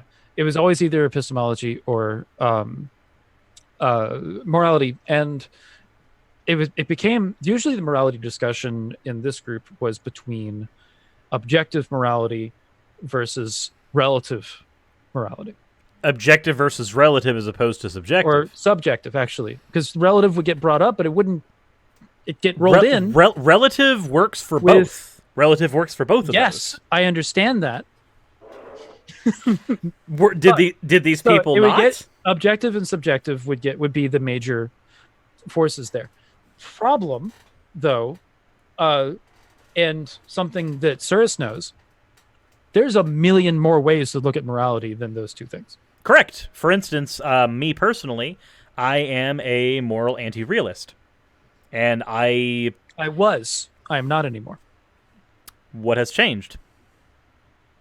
I think I'm not a realist and I'm not an anti-realist. I went from that to, I think we had this conversation, that I went from being an anti-realist to being a agnostic on the realness factor of it. Oh, okay, fair enough. Yeah, so it's so whereas I've assigned a knowledge value where I think that it fits somewhere between. Position. Yeah, I simply lack a belief. You're a lack moralist. Lack moralist. You lack morals. You lack a perception of morals. And then anti-realism can get you into other conversations. Moral anti-realism has like 10 or 15 subcategories. Right. But fucking error theory. Here's a fun thing. Cirrus, can you believe in objective morality and be an anti-realist? Yes, you can. Oh shit. You can. In fact, I do. That's right. And you know that's you know that that's not an incorrect statement. Right. No, I know. So explain that, Cirrus. Explain that to the audience. Before I get into this. Right. I'm going to do... Is there a way to do a word count on a page? Like on Chrome, really quickly? I think that there's... Shit. I think I have I think I know what you have to do. Hold on. So we're going to... there's a reason for this. Notes for GC. Send me the page you're talking about. It's... Put it in the Zoom chat. Hold on. Better yet. Okay. View, edit, search. I know what I'm going to do. I know what to do. Just select all and then do word count. Well, if it's on the page, I don't think I can. But what I can do is I can go to Google Docs. To tech issues, guys. I can go to Google Docs, and in Google Docs, I can do this. So I will go Google Docs, new document, and then in this new document, I will paste the entire Stanford Encyclopedia of Philosophy entry on moral anti-realism. Fucking. And Google Docs just like 10,000 words. Google Docs just froze. It cannot take. That's what I'm saying. Send it to me. It cannot take the amount of data. Aha! There it is. Okay, cool. So we're gonna. So I can use Evernote and I'll get it. I can do this. Tools. Linked. Word count. All right, cool. So on Google Docs, to put the entire entry that the Stanford Encyclopedia of Philosophy has on moral anti-falafel, to put the entire entry that the SEP has on moral anti-realism. By the way, this is just the SEP. This is not the end-all, be-all resource. There are other resources with other perspectives. They're going to be stronger and more verbose. 151 pages, 32,404 words. Yeah, that's right. That's a book. So, that is a book, my friends. We have a claim in the chat that is objective morality is false. Okay, and what would the basis of that claim be? I don't know. But it seems like you should make the case for objective morality as a moral anti-realist. Okay, cool. So, moral anti-realism, to give a quick primer on it, it is a subset of subjectivism, but in being a subset of subjective moral theory, it is not a morally subjective theory. It's weird. There's things that exist in moral anti-realism you can appeal to. One of them is error theory. Error theory is the idea that all moral propositions are false by their nature, which is something that Ocean could not hold to, as he is agnostic on it. He cannot put a... I cannot be an error theorist. Yeah, you cannot be an error theorist because an error theorist assumes a default, like axiomatically all moral propositions are false to an error theorist. This is one of the reasons why I don't fall into error theory, because I don't think that... I think that moral propositions can be true or false, so I can't be an error theorist. Under moral anti-realism, you can have objective morality because objective morality, by its nature, has been hijacked by monotheists. where they will say objective morality. What's the moral argument for God? I like that specificity you put there. So what's the classical moral apologetic for God? If God exists, if objective morality exists, God exists. If moral truths exist, If moral truth exists, then God exists. Objective moral truth. Sorry. Then God is premise 1. God is the arbiter of objective moral truths. Premise 2, if objective moral truth exists, then God exists. Premise 3, if objective moral truths don't exist, then God does not exist. Premise 4, objective moral truths exist. Conclusion, therefore God exists. And I disagree with most of those premises. Yes. Which is one of the things that'll get like Christians agree with all of them, and then therefore they're just, yeah, it's fine.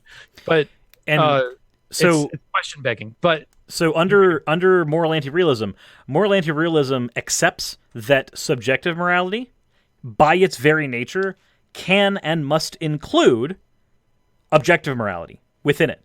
So, for instance, if person A says that, let's throw a random thing in there, they gain their morals from the ethics from Jonathan Joestar in JoJo's Bizarre Adventure.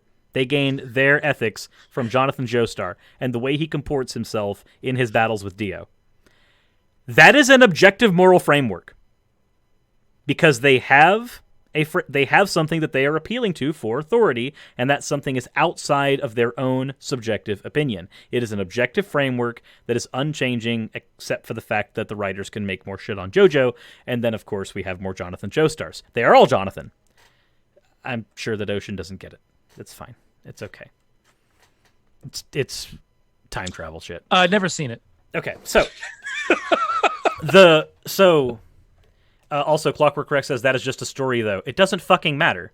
I'm actually going to get upset at that statement. It doesn't fucking matter because an objective moral framework only requires that there is an object. It is quite literally in the name. It's the reason it's called that. The gut reaction, the visceral reaction against objective morality is almost exclusively because of the hijacking from monotheists. Latent Christianity. That's really what it is. And there's another thing that, actually, this would be probably a good example for another thing that another video that I want to make, something that I've talked to you about. Mm-hmm. But what I've run into that I like a lot, and it's actually a moral framework you might know more about than I do, because I've read like a little bit about it, and it's probably the most attractive moral construction to me. Is particularism. That moral truths kind of change based on particular situations. Isn't that a subset of relativism? I think, yeah, it is, but it's a little bit different because relativism, I think, is painting with more broad a brush, whereas particularism is into like very specific. That's why it would be a subset. Yeah. That's why I'm labeling it a subset of that. Particularism would be a subset of relativism, because relativism assumes that time periods and geography are a prime component of morality, and particularism would be appealing to the very finite, nuanced areas within that geography and timeline that can lead to moral structures coming about them. And I think that morality is very much informed by society that we're in and all that stuff. But I also think that, and then on top of that, there's moral principalism, I believe. But principalism, from what I understand, principalism requires more axioms than other moral theories. Right. But it's pragmatic. Oh my God. It's pragmatic insofar as if you agree with any axiom set forth, the other moral oughts that stem from those axioms are really easy to justify, and the conversation gets done quicker. That's the only reason it's pragmatic. I heard someone yell in a morality debate, "I don't give a fuck about principles. I'm a particularist." So but hold on, that doesn't work. Because a particularist, by the nature of being a particularist, would have to admit that there's a particular situation in which a principalist is correct. No, what they were talking about was principles being as the Okay. basis of their arguments. Oh, the principles being the base of okay, so they Right. don't give So a damn about principles for their moral theory, but Correct. But principalism exists within particularism because that's the nature of particularism, is that it's encompassing. Until you again, this gets into that kind of area of that discussion that I'm out of my depth, but you're familiar with Jack. He's a particularist. He's very good at arguing it. I saw him engage with a vegan, in which he talked about how veganism is preferential, and that he's a particularist, and it doesn't. So the vegan's preferential morality doesn't apply to his particularist construct of morality. Yeah, because for instance, somebody like my friend Inane Dragon, who's a longtime friend of the channel, and even though I've watched him longer than I've had a channel, so I live in this weird, awkward, paradoxical world. But Inane Dragon cannot live on a vegan diet because he actually has a issue where he cannot digest plant protein. He has to digest meat protein, and because of the way his body functions, even meat protein is hard for his body to digest. So for him to actually get a correct amount of protein for his diet, he must consume over and above the average amount of meat to survive. Right. So a particularist moral framework would allow for, okay, so for the vegan, this is fine, and for the person who cannot comport to that, it is not immoral for them to, survive and live. And that is more specific than a relativist framework. And because a relativist framework would not allow for this situation. No, a relativist framework would take into account the geography and go, yeah, no, there is no ethical consumption here, therefore you're screwed. But under the particularist, yes, that actually does function, is that they both can have their own moral oughts, and they do not necessarily have to fight with each other. The beautiful thing about particularism is that it is a moral framework that special pleads the least, as is the nature of being a particularist philosophy. Which I like about it, and because it's as far as when you're in an argument, and to make arguments for particularism is really strong, in a debate setting too. No, it's a very good, like, if you're having a debate, particularism is one of the easier positions to defend because it can account for your opponent's moral framework. Right. Because you just go, well, yeah. you just go, yeah, it's fine. You're a Christian, therefore, you're particular, this structure. And this is what Jack was talking about when he was saying that for the vegan, their moral structure, when it comes to this, like somebody who's a moral vegan, has a argument set up as preferential because they're opting into this, that they have a set of moral oughts that they prefer, and that they have reasons why they prefer, and they may be justified in the reason for preference, but that in the end, that's what it is preferential. It doesn't go much beyond being that, which is really interesting. And it's it's something that I haven't exhaustively examined as far as that conversation to figure out whether or not I agree with it. Because you get some people that are really good at defending objective moral sets within veganism. I think that conversation is hella interesting. But I still eat meat. So I would like to point out that because I'm a moral anti-realist, there is something that you usually have to appeal for within anti-realism for your ethical framework. And for me, and maybe it's just because I do the pragmatic thing, I also happen to appeal to something that is not an axiom in and of itself, but is a demonstrative tool, and that would be the veil of ignorance. I am a very big fan of the veil of ignorance in conversations about morality, and especially in conversations about lawmaking. I think that the veil of ignorance is exceptionally good when being used in any type of lawmaking. Break down the veil of ignorance. So the veil of ignorance is the idea that when assigning any moral proposition, and by entailment any law, it's infinitely more useful for law than morality, but it works for both.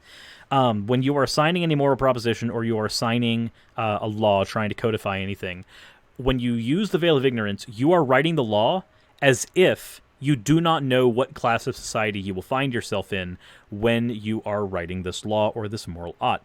you are ignorant via the veil of where you will land. So you must assume, given that you are ignorant of where you will land, and you are ignorant of the chances of you landing anywhere that will be looked at favorably from this law, you have to assume in creating this law, due to ignorance, that there is a chance, perhaps even a high chance, that you will end up at the ass end of this law, or the ass end of this moral lot. And if you find, when you are creating your veil of ignorance, that that law has an ass end, or that moral lot has an ass end, then it usually it has to be taken out, because the veil of ignorance assumes that you would find it. So, as an example... At the same time, you need to figure out whether or not that the ass end of that law is a justified ass end, like incarceration, for example. So, as an example, and incarceration's fun because that's going to be the topic of next Friday's episode. So, and are you going to be talking about the veil of ignorance in that episode? I probably will bring it up. I will probably bring it up in that if it comes up. But I'd be interested in seeing veil of ignorance applied to incarceration. So when you're codifying a law, let's say that we're talking about slavery. That's a common example, because there are a lot of people who, for some strange reason, I've had family members who have this position, that if something is codified into law, therefore it's moral and good. That's pulling an ought from an is, which is a dumb thing to do. But there are people who do it. G-Man holds this position on slavery. Yes, I've seen it. I've seen him tell Matt Dillahunty to his face that he would gladly be his slave. So, such a weird interaction. It is. It's very, very strange. So, when you are looking at the veil of ignorance and applying it to something like slavery, you assume in writing the law that you yourself could be born a slave, because slavery, by its nature, in the United States at least, was very much an inherited thing. You were either bought and sold into it, or you were born into it. Because, well, if you were born on a plantation family and you happen to be born to slave parents, you would be a slave. So when you're looking at slavery and determining whether or not that's actually a moral thing to do, you assume that the worst possible thing with this will happen to you. And you go, well, do I deserve that by merit of just being born?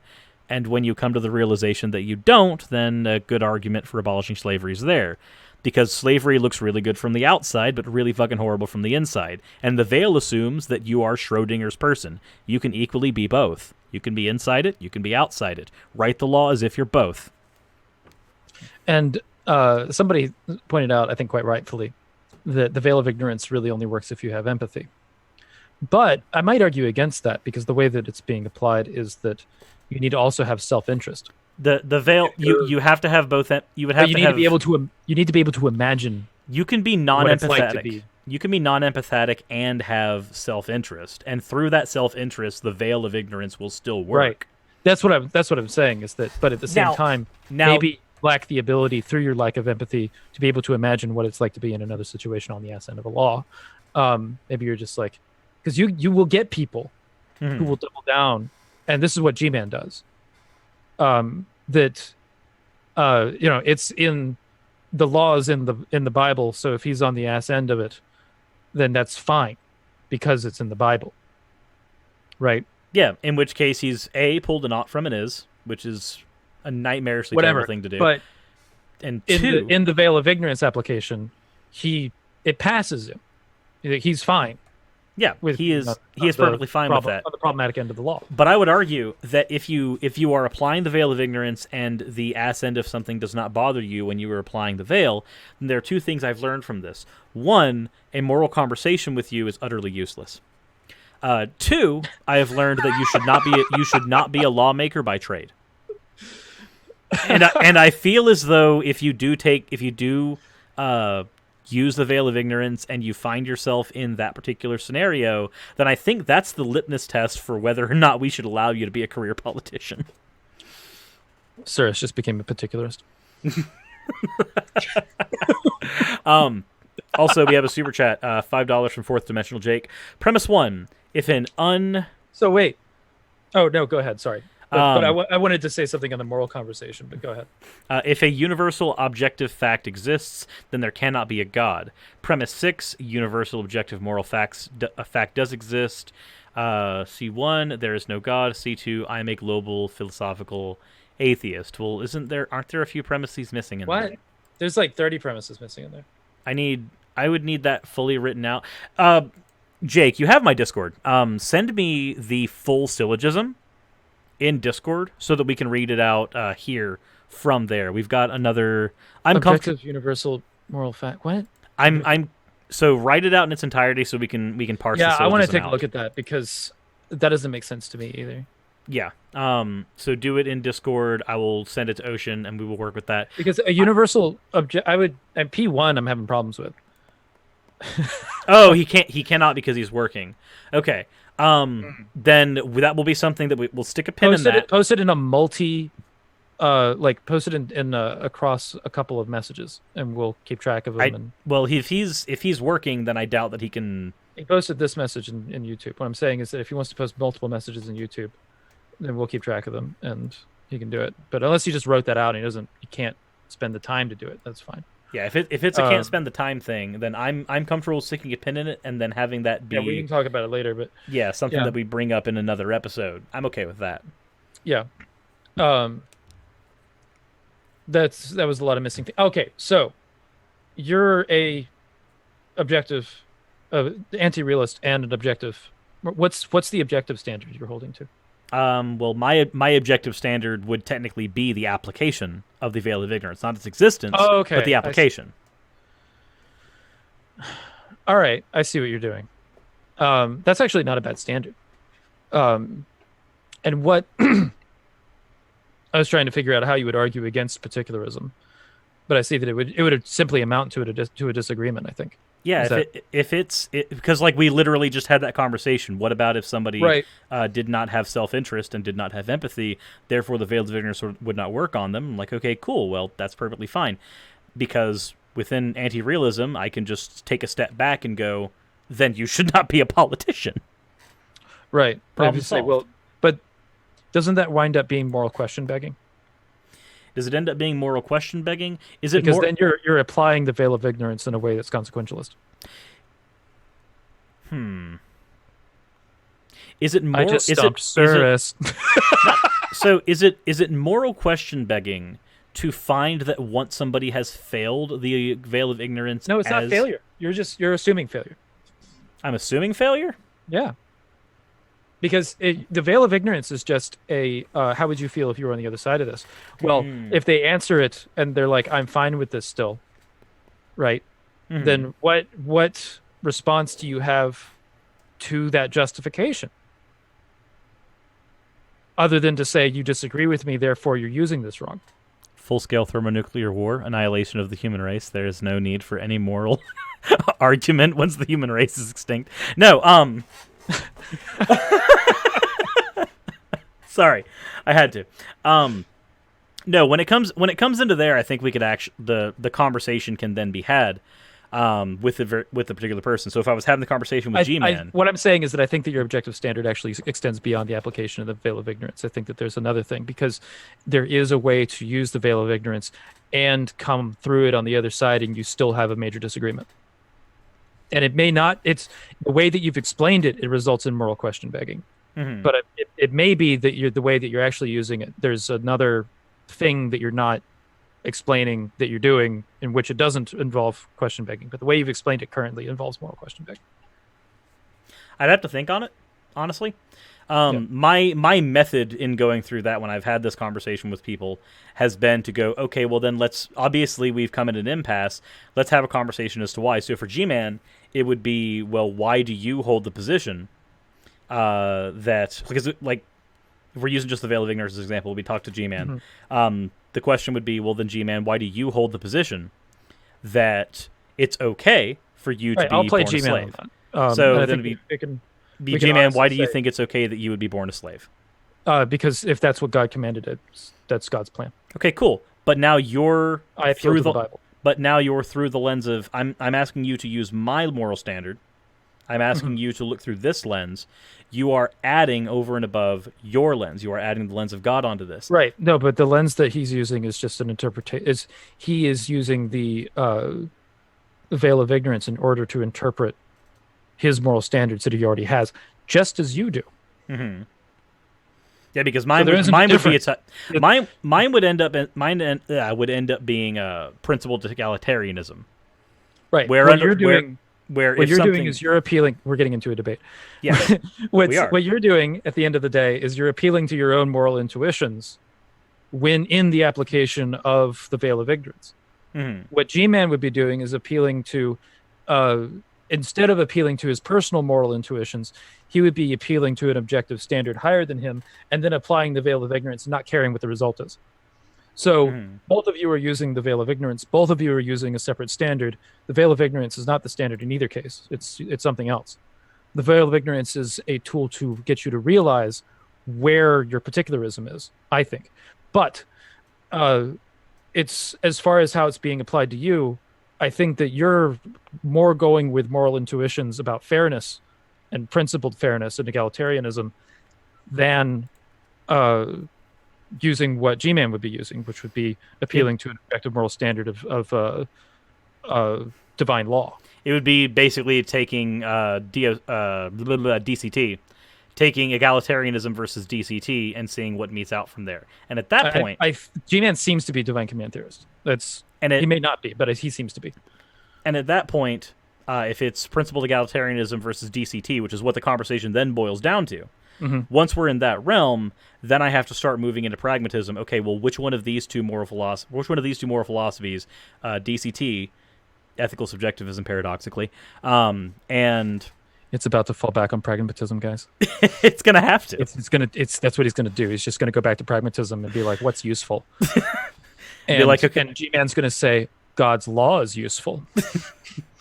Then I'll say God ultimately want to go to heaven, right? Then I'll say then, and you know what? That's fine. I'm okay with him taking that stance because that gets us into another fun conversation. So then I say, well, which is it? Principled egalitarianism or is it DCT that is ultimately more useful for creating a moral framework? With the knowledge that moral frameworks, as opposed to ethical frameworks, are things that are required to create cohesive societies. Because without an agreed upon moral set, your society ends up fighting against each other. They fight against each other. So, for instance, we agree as a society thievery is wrong, murder is wrong, etc. These are things that we generally agree on and allow us to have a slightly more functional society than it would if we did not have those things. He would appeal then to God's law and say to them what God wants divine is command, DCT, that is what is more useful, as opposed to egalitarianism.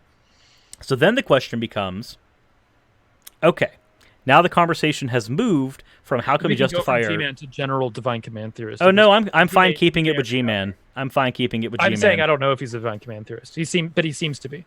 So, but then my you know where I'm going with this as soon as I start. Then I would say, okay, then G-Man, I have a question. Do you happen to believe in the age of accountability? Don't do that. I will. I will. It's you believe. If you are G-Man in this, you believe that God. He does. I don't know if he does. Hold on. Let's see here. La la la la la la. G-Man, age of accountability. I don't know if I have no idea if he holds that position. I don't see anything. Oh, maybe it's just because G-Man's not prolific. I see a bunch of apologetic stuff. Prolific. He just doesn't talk about subjects beyond the surface value. For those of you that are playing the home game, age of accountability is not in the Bible. No. So Christians that believe in it are doing something that is extra scriptural. And this actually leads into a lot of Where do I find the when it talks about like there's some serious fallout from that that actually has to do with the project that Cyrus and I might actually be talking about doing together. So that being said, I'm going to hold that card for now, but it's a lot of Christians hold to positions they're not scriptural and say they're scriptural, but they're not. Age of accountability is one of these things. If you're about to go to the pragmatism argument of let's kill all the children, which is my logical next step is do you believe in the age of accountability? You Here's believe the thing, that though. Mm-hmm. I don't think that G-Man does. Mm-hmm. So that argument can't really be used with him. But I do love that argument. I've used it before, and it is kind of frustrating for Christians. It puts them in kind of a weird moral quandary. where if like the goal is to send the maximum number of souls to heaven, if there's then we must kill everybody before they're 10 or something like that. Then we must not only have more abortions, we must also have forced pregnancies, and through those forced pregnancies, we must have forced abortions. Oh no! That's how absurd it gets. Oh. Fuck. That's why I'm perfectly okay with somebody. I remember you making that argument to me, and I was just like, "Oh, fuck." I actually, I have a comment. And then thread. someone saying that killing children doesn't work very well with the veil of ignorance, unless you're using divine command theory. Actually, through the lens of divine command theory, it works incredibly well. Because think about this: through the veil of ignorance, you may find yourself as a child who is murdered through the veil, and if you do, I'm going to point out real quick. Surus just said that his moral standard is the veil of ignorance.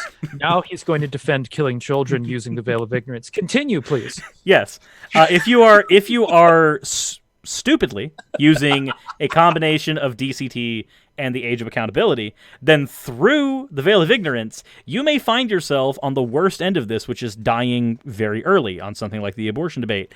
And through the worst thing happening to you, you get to heaven as a default.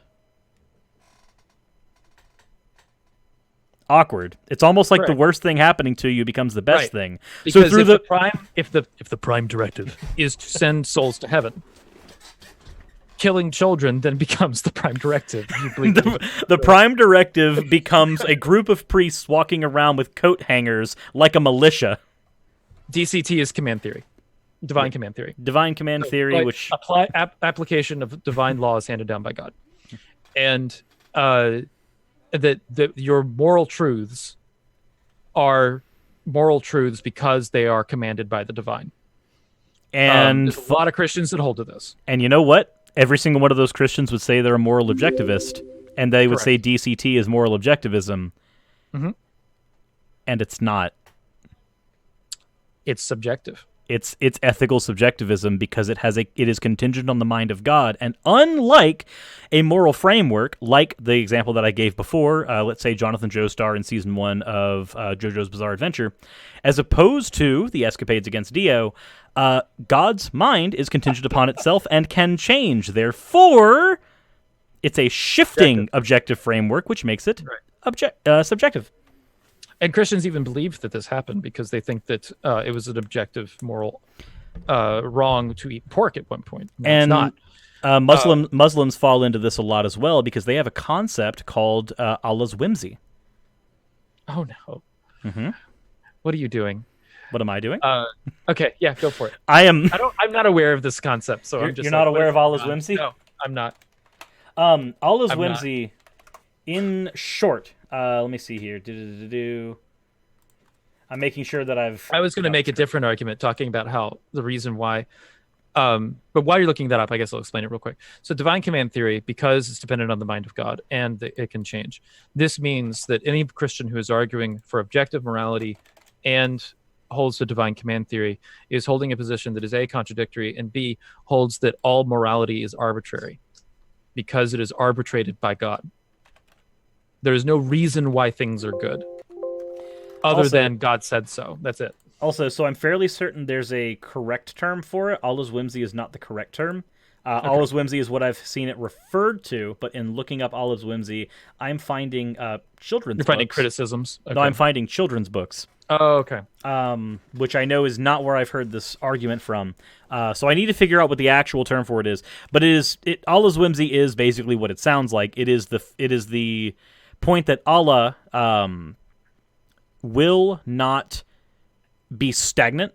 Allah can change. So Allah can go, via Allah's whimsy, can say, you deserve to go to hell because you've done X thing. And if you say, but I've done all these things, Allah goes, well, no, you may have done all of these things, but there's this one other thing that I have a fucking problem with. Unlike in Christianity where you can do all these horrible things, but you are saved, so I guess the bad thing doesn't happen to you.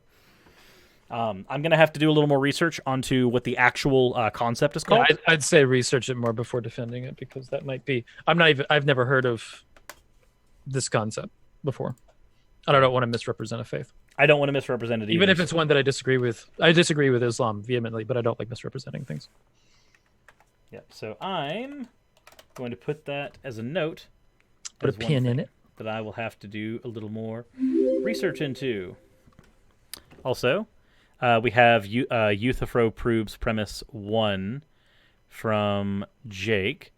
And then we have a $5 super chat from Percy M. This is the first time I've caught even part of Hammered Out Live. Premise 1 of his other argument about objective facts. Okay. Universal objective facts exist. Now, Euthyphro talks about moral facts. It doesn't talk about universal objective facts in general. It's just talking about where goodness comes from. If he's talking about Euthyphro in like the Euthyphro dilemma, wasn't the Euthyphro dilemma literally just a demonstration that like morality is it just gives you two different choices. No, it doesn't actually. Divine command theory, one of the horns shows the arbitrary nature of morality. Mm. If you go down the other horn, then you go down an objective morality that is external to God, and then that puts God in a position in which he's not omnipotent. But it doesn't mean that there are no gods. It just means that morality is external to deity. Say he said moral fact. Okay, so if there are objective moral facts that are external to deity, that still doesn't mean that gods don't exist. No, because that assumes gods are inherently moral by their nature. It means the Christian one is not omnipotent, which puts Christians in a jeopardy situation. But it doesn't apply to deity in general. It would put the Christian God in a weird situation, though. Got a $5 super chat from Aliakai. Hey, the friend who won the Smash tournament showed up at my house. Are you interested in streaming Smash tonight? She wants to fight you. I do not wish to stream Smash tonight. No, tonight I have to work on tomorrow's episode, and I have to do a bunch of house chores, and I have to manage all of that somehow in the next 6 hours. So, not today. Puffle up against Yahweh is definitely not omni. I agree. I think that I have never, this is another thing, I'll probably make a video on this sometime in the future, that I have not seen a coherent defense of omnipotence that meant anything. But Ocean, he is omnipotent and he will do everything that is within his nature. I'm omnipotent.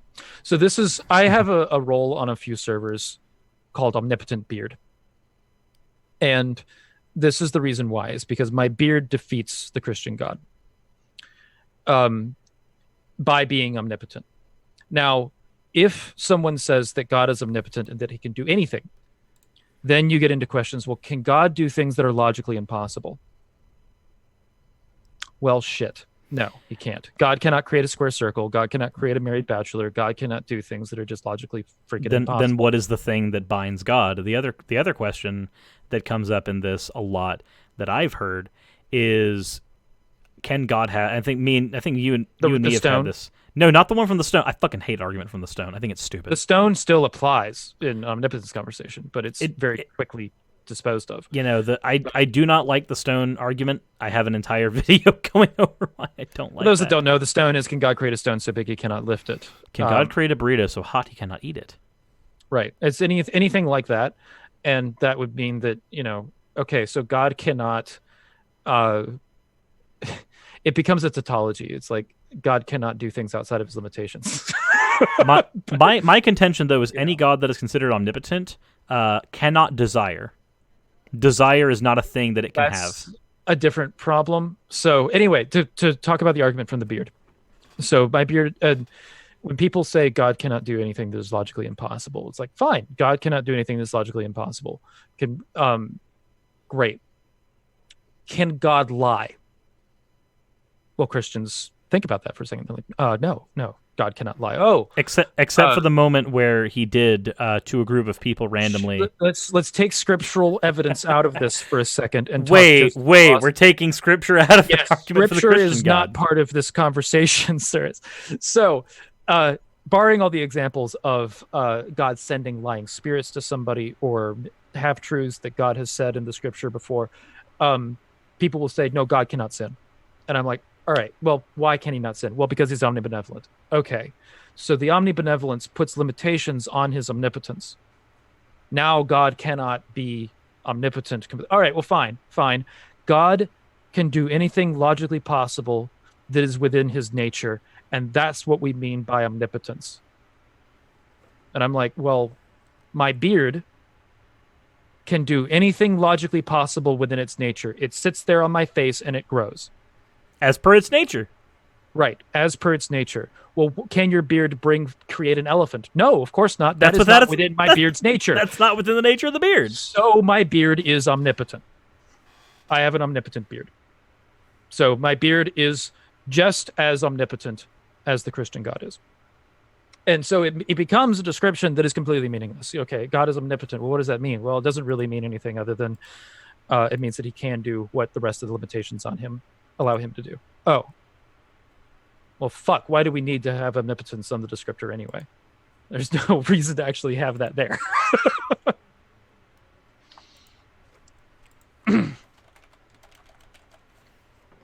So yeah, and we have somebody in the chat who's now worshiping my beard. Cool. Excellent. It is omnipotent, demonstrably so. Also, where's the... I want to find this argument because I was having I will say, though, my beard also cannot sin. So it is omnibenevolent. Your beard can't... That is a lie. Your beard can sin. You know it can. You know it sins all the time. It can it's be a put dirty... in places that are sinful, but it doesn't sin on its own accord. It is a dirty, dirty boy.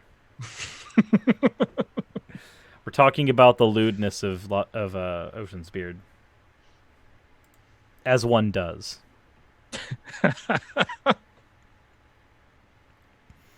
There's a particular comment that I wanted to pull, and I'm trying to find it. Ah, here we are. All right. So I want you to tell me the problem with this. This is a long conversation. Okay. So, and I've given you, I've sent this to you in a screenshot, and the comment you had was the fuck. So it begins with the person, my last Hunter Avalon video. And yeah. Is this the? Oh, wait a minute. No, this is not what I'm thinking. Guy says, "How about Cirrus fails to use empathy and humanity just to try to pwn some other YouTuber?" I'm very put out. Are you showing this on screen? I'm not showing this on screen. I'm saying it as we go. But I'm actually, you know what? I'm willing. Also to his I love all the fucking fan art. I looked at the screen again. Like, there's so much of it. This is a world that we're in.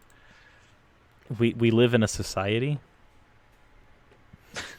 Sorry, it's one of the worst memes. It really truly is. It's the meme of the darkest timeline. Does Ocean's beard have a Patreon? You know, my beard's Patreon accepts money through my Patreon. Yes. All right, so we have this lovely comment thread that I'm going to blow up on screen. And I want your opinion, Ocean, because we've actually had a very respectable conversation. So like I don't mind this person at all. So I want to throw that out there. Also, they did edit their comment originally and said I've not been reasonable in this statement, and Cirrus was willing to talk to me. But I did want to go through this. Just said, how about Cirrus fails to use empathy and humanity just try to pwn some other YouTuber? I'm very put out. And I said, well, did you watch part 1? Because that's not what was happening here. The dude is literally saying women, like my partners, are akin to Nazis for saving their own lives. I used empathy and humanity, and the blatant manipulation coming out of them is garbage. I began the first episode of this two-parter as an honest critique, and Hunter ruined that by taking the stance that perpetuated the cycle of abuse. Because I'm thoroughly convinced that saying that you or women should never be able in any circumstance to get an abortion perpetuates the cycle of abuse. Because in applying the veil of ignorance, we assume that there is a chance that this woman is birthing the baby of her abuser. So, their response, well, thanks for responding. People have the right to save their own lives. But you people don't recognize the sanctity of human life in the womb, and you show your hand by making fun of people who do. My response, then you didn't watch my video at all. I grant full personhood to the life in the womb. I don't grant it more or less rights than the mother. I think that's the thing that trips people up when I'm doing the pro-abortion pro-choice, pro-abortion, whatever you want to call it, argument, is that I just grant personhood and full rights to the baby at like even 7 cells. It's like, it's got all of them. It's got every right. Every single one. All the rights. Yeah, every right. They're like, wait, then how do you justify it? And like, actually, abortion still works. Just fine. Sorry. Sucks. To which his response is, no, I didn't watch your video. I admit all I see with you and Vegan, because Vegan Gains debated Hunter Avallone as well. I had a short chat with him, and said you just want to throw the equivalent. He's an interesting person. He is. Yeah. He said you guys just want to throw the equivalent of pebbles at a very solid commenter. Well, first of all, the first issue was calling Hunter Avallone a very solid commenter. I don't think that that's what he is. But continuing on, I said then perhaps watch the video part 1 and part 2. Depends on what they mean by solid. I don't think there's a definition of it that works unless it's a solid piece of cheese. So the key word in that statement was unless. It was unless.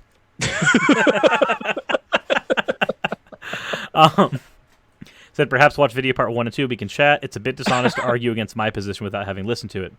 Said he's flexible on abortion he's less flexible on abortion than any other topic in life. Said watch another video, and I said, well, I've got a video on Ashton Birdie. Because Ashton, you better be nice. Okay, saw the Ashton video, well constructed.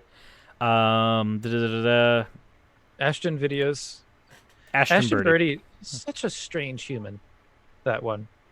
He said that there's main supporters that value convenience over the baby's life. Okay, now continue. A lot didn't we describe? I don't know if I described this to you or something like that. That I don't think you have. Someone has, it's interesting to me when it's like someone has very opinions that are not informed, but a high willingness to share them. I think Ashton Birdie falls under that category. No bullshit does as well. Yeah, I think that's what I've described. No, that's the person that I described with that. As uninformed opinions, but a high willingness to share them. Strangely. It's as if they're proud of those opinions. They're very important. But per his argument, I basically just went into, well, then consent to driving is crashing. Or consent to driving is consent to crashing. If consent to sex is consent to pregnancy, then consent to driving is consent to crashing. And there's a way that I've gone about that argument that I didn't go here that I wish I did. Because in the argument for consent to driving and consent to crashing, if they bite the bullet on it, then right. And this person did bite the bullet on it, then you say, okay, then we should never have any medical procedure in an intervention to protect somebody from the repercussions of driving that include crashing, because consent to driving was consent to crashing. Consent to crashing. Oh man. Okay. We should not have medical procedures on people who crash cars. If you bite the bullet on it, we should not have medical procedures on people that crash cars. He says, yes, you accept the outcome of what you're about to do, whatever that might be. We might fill out car insurance and maybe abstain until marriage and acknowledgement from accidents. Yeah, we fill out car insurance, but car insurance still is there to, repair the vehicle after you crash it. So, again, and he said he gets to the point where he says you can at least appreciate that they stand for something good. I'm like, well, I can't appreciate Hunter. Because the principle of entailment. It follows from their position that they are going to convince people supported by them that will lead to higher rates of alcoholism, suicide, anxiety, and other negative effects. These are issues that Hunter brought up in his video. I would like a chance to debate him at some point because he honestly has a harmful position and he feels that he has the moral high ground. As to your position, do you believe unborn children will go to heaven? Ocean just did the sideways look. I'd lean towards yes. This gets into the age of accountability question. If all aborted children go to heaven, and heaven is the ultimate end goal of Christianity, then aborting every fetus, no matter the situation, becomes the only logical choice. All other choices lead to potential souls going to hell in some form or another. Oh, my goodness. I really do love this argument. I do, because it's a very awkward one to try to get out of. It is. As soon as you you look like what's funny is that you'll get abortion activists that will bite the bullet and say no, aborted children go to hell. Because cool. Can you find me? Can you find they'll go to original sin, and then we have an immoral God. So free will. So free will. So divine command theory is the response to an immoral God. Mm-hmm. And the Euthyphro dilemma is the response to that dumb shit. So they bite the bullet on divine command theory. It's fine. Goodness is arbitrary, but it's divine law. Mm-hmm. How can it be arbitrary and both divine law? How can it be arbitrary and also codified? It's... I'm not a Christian, so... You have to LARP a Christian. I gotta LARP. Hold on a minute. So, goodness is in God's nature. Oh, fuck, I'm trying to get out of youth. So your beard is omnipotent. Okay, cool. I'm glad we're here again. Fuck. This is the thing. When you've ran this gamut so many times, you could just kind of go, okay, so that's... Like, as soon as I start coming up with responses for it, I argue with myself in my head. Because you know where it goes. I know exactly where it's going to go. And I'm like, oh, fuck. And this is why I'm not a Christian, is I can't, like, make it make sense. I personally love this conversation because I've had it so many times, but it's also a very complex conversation. So there's a lot of ways it can go. But the method of biting the bullet on every one gets you to omnipotent beard. It does. And that's the fun thing, is that if you get somebody who's willing to bite the bullet, please start using the term omnipotent beard. By the way, I'm gonna have to start using it. Is that Ocean's beard is omnipotent, and here's the reason why. And because it is the omnipotent beard, and I'll have to make a video on it. Can I do a self-deprecating version of it? What would it be? the omnipotent penis. It is within my penis's nature to be small.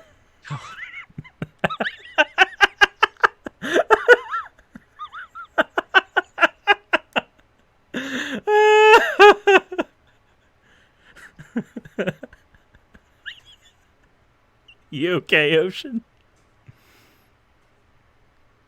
No. No. I'm not okay. You're not okay. But all roads lead to omnipotent beard. Omnipotent beard is going to be the PG way of making this argument. Omnipotent penis is up to you. It depends. If I'm dealing with like a very PC Christian, yeah, omnipotent penis, then it'll be omnipotent penis, because that's the one that's going to make them, like, when they have to steel man the position. With somebody who's like honestly having a conversation with you, omnipotent beard is going to be the way to go. But if they're going to be very, very, like, very PC, very, that's a curse word, I don't like that, then omnipotent penis is wonderful, because as soon as you say the omnipotent penis argument, for them to steelman your position, they must put your words in their mouth. What I'm saying is this argument puts your penis in their mouth. I'm just laughing at steelmanning a penis. I'm so glad that this conversation gets us there. Also, we're at the is God omniscient part of the conversation. Yes, that is one of the cornerstones of being almighty. So then, does he know what you will do at 10:30 p.m. next Thursday? This gets into a question of whether or not God is outside of time. A lot of Christians are going to say yes to that. Yes, he does. But I'm trying to figure out the biting bullet framework. But I think that you're right. That all roads lead to the beard at that point. All roads lead to Ocean's beard. Right. All of them. King Missile has an omnipotent penis him. It is also detachable in accordance with its nature. Okay, so how hard is it to steel man a penis? The puns. Anyway, I have to respond. I'm trying to figure out a road that doesn't lead to omnipotent beard, but I think that you're right. We're in a very hairy situation, Ocean. I don't think you can do this. Yeah.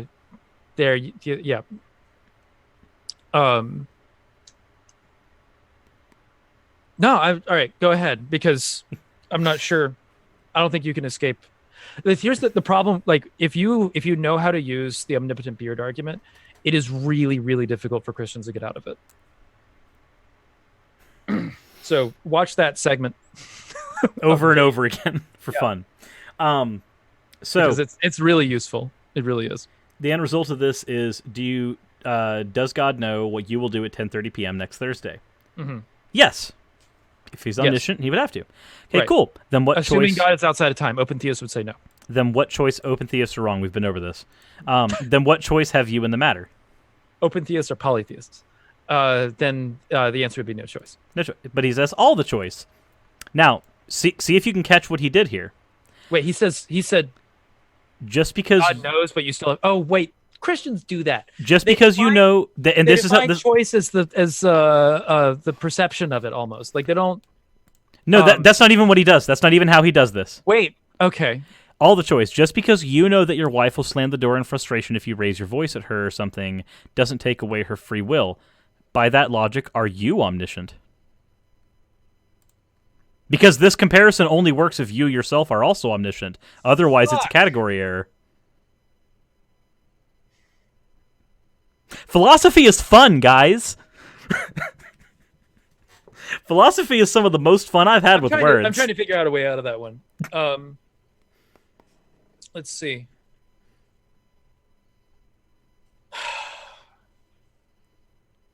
It really depends on how he's using choice.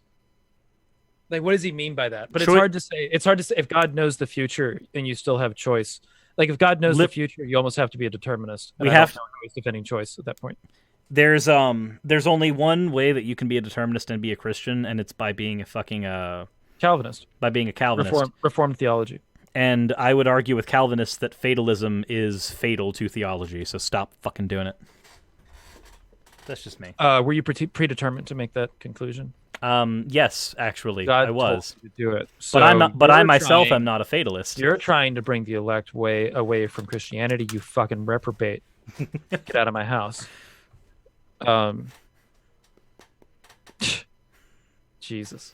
Daribi says, I need to study more philosophy. Please give me a good place to start learning. Well, either mine or Ocean's channel are good places, actually. Honestly, if you wanna have fun, with conversations with Christians, especially, check out my most recent video on the Trinity.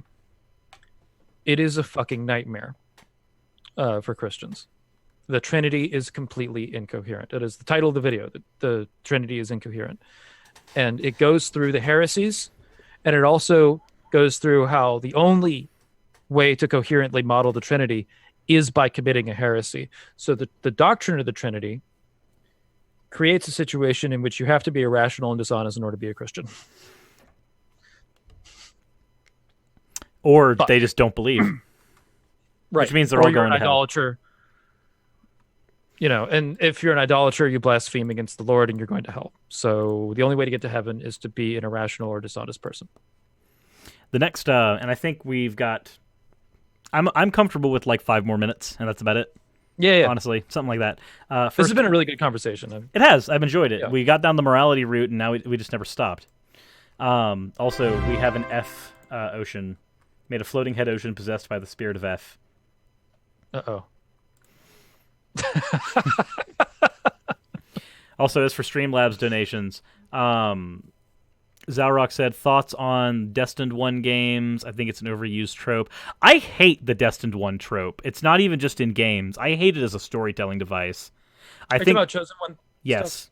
Okay. No, Chosen 1 has got to be the most boring, overplayed... okay, so here... All right, so... Is everybody aware of the reason that the definition of protagonist and antagonist, what these characters are, why they are called what they are as literary characters? It's a protagonist. Your beard's not omnipotent enough for me to rip it out and beat you with it.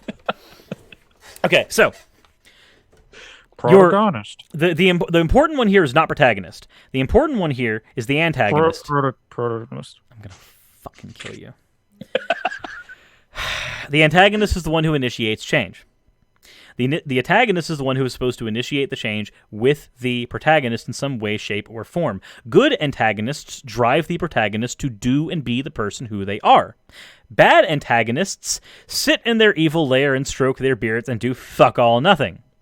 Now, how do you have a bad antagonist that does not motivate the character to do anything, but still manage to somehow create conflict between your protagonist and antagonist? Well, you arbitrarily build a fucking story where the protagonist is the chosen one, and they're chosen to beat the antagonist. Whether they've met this person ever once in their life and ever had a motivated to kill them, doesn't matter if they were ever motivated to kill this person ever once in their life. They're the chosen one. They have to. It's the prophecy.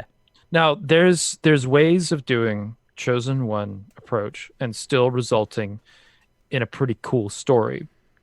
Star Wars is an example of this, where the antagonist is still driving the protagonist, but Luke is definitely a chosen one. Like there's no real arguing that.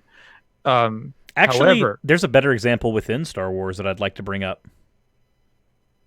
who When the prophecy is misread. are you talking about with? Oh, with Vader? Yes. Yeah. And when the one of the most interesting things the prequels did was the Chosen One will bring balance to the Force. They decide that Anakin is the Chosen One by merit of being Darth Plagueis' love child.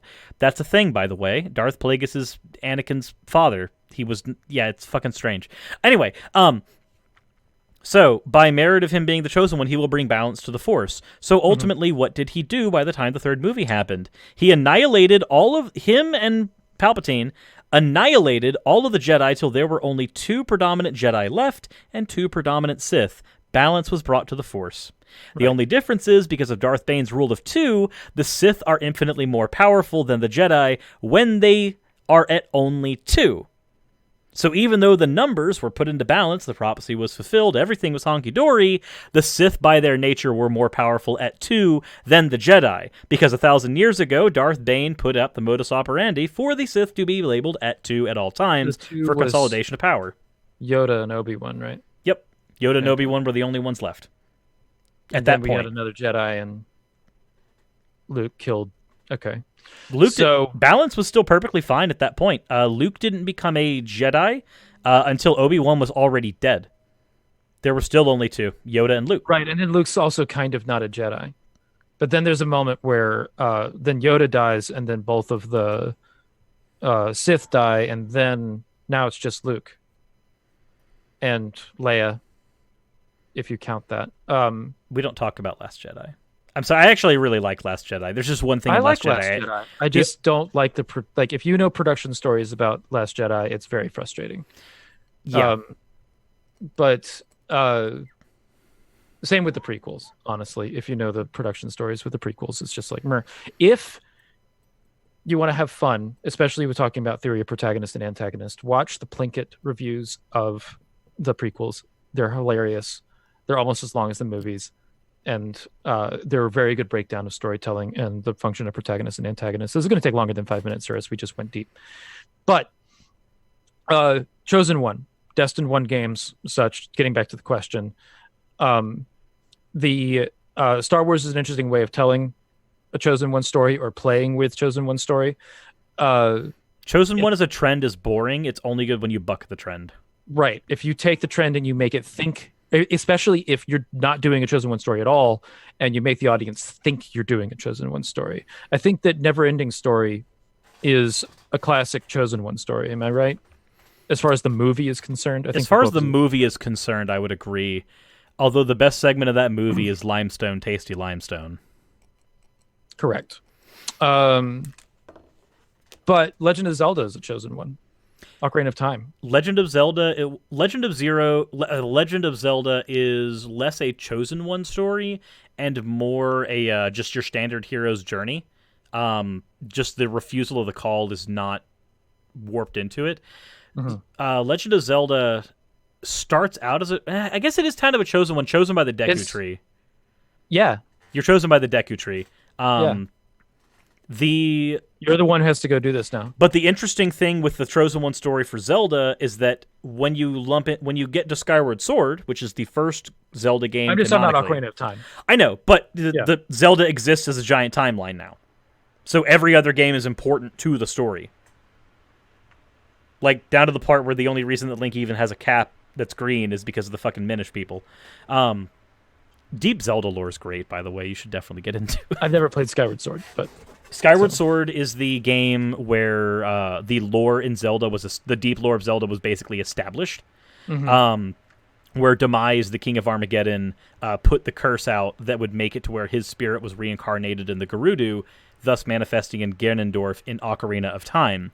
He also He also basically set everything in motion for Link to be incarnated.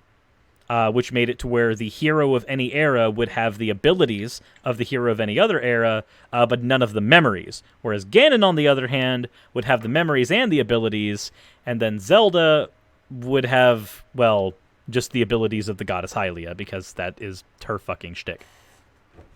Okay. I'm just talking about, again, Ocarina of Time, and I think the Ocarina of Time winds up being a Chosen One thing. But I can see the reasoning of like, well, yeah, you could argue against that using Skyward Sword.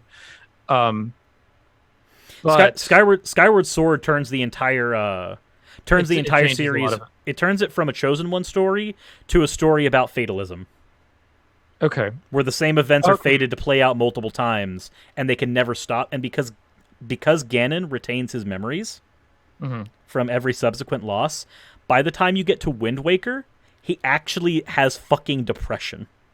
So, getting back into as far as like a good counterexample to a Chosen One story that still has like hero's journey bumps in it. You haven't played Final Fantasy IX, have you? Yes, I have. I love Zidane, and I love Dagger's story all the way through. Right. That is one that is a really good example of protagonist antagonist, like where the antagonist is forcing the protagonist to do things constantly, and you have more than one protagonist. Like all of the characters that you're playing as have protagonist thread lines going up from the beginning all the way to the end of the story, and they're all very interesting stories, and they're all done very well. And I love it for that. But you constantly have challenges put before them where there isn't any Chosen One narrative to any of them, with the exception of maybe Dagger. And Dagger only by merit of being royalty at that point. Like it's hard because like there's that part of me that canonically to me she's Dagger, but I recognize that within like the story of the game, Dagger. Actually, you know what? I just thought of something. This just came up. For the people, Final Fantasy IX is like my favorite fucking game, guys. So am I the only one that thinks that Dagger's story in Final Fantasy IX can actually be a wonderful parallel to one's trans journey, even down to dead naming? Oh, that's interesting. Where Princess Guardia is dead as a concept, Garnet, and Dagger or Garnet, Garnet. yeah. Sorry, Guardia. I forget. There's another. What? Oh, Guardia's from Chrono Trigger. That's why. So interesting. It like you're talking about self-discovery and the silence part and being uncertain about yourself and your identity, and then the coming out moment. There's like a fourth of the game where Garnet is like, or Dagger, where Garnet's in the closet, is useless as a character. Like she's able to deal very, very little damage, and the rest of the party has to carry her through like the most difficult part of the game, honestly, because you're essentially playing with three characters and you have to carry Garnet. But one of them is Vivi, so it's fine. Right, but you're in a place where magic is very difficult to use, and all your characters use magic in that area. I think it's Isfin's Castle, right? So the yes. So because of that, though, because of the people I've interacted with now, the self-discovery journey that Dagger goes throughout that story parallels a lot of the journeys that I've heard from trans folk in my community. So I see that as a very good story that, while dealing with a cis female, parallels so nicely that because she's carried by her friends so well as well. Yeah, it's the support network is literally the thing that lets her survive everything. Oh, man, you're making me tear up a little bit. That's really No. Also, I psychoanalyze video game. Clockwork Rex says I don't psychoanalyze video games. That game. There's some games that you don't want to psychoanalyze. Like I wouldn't psychoanalyze Tetris.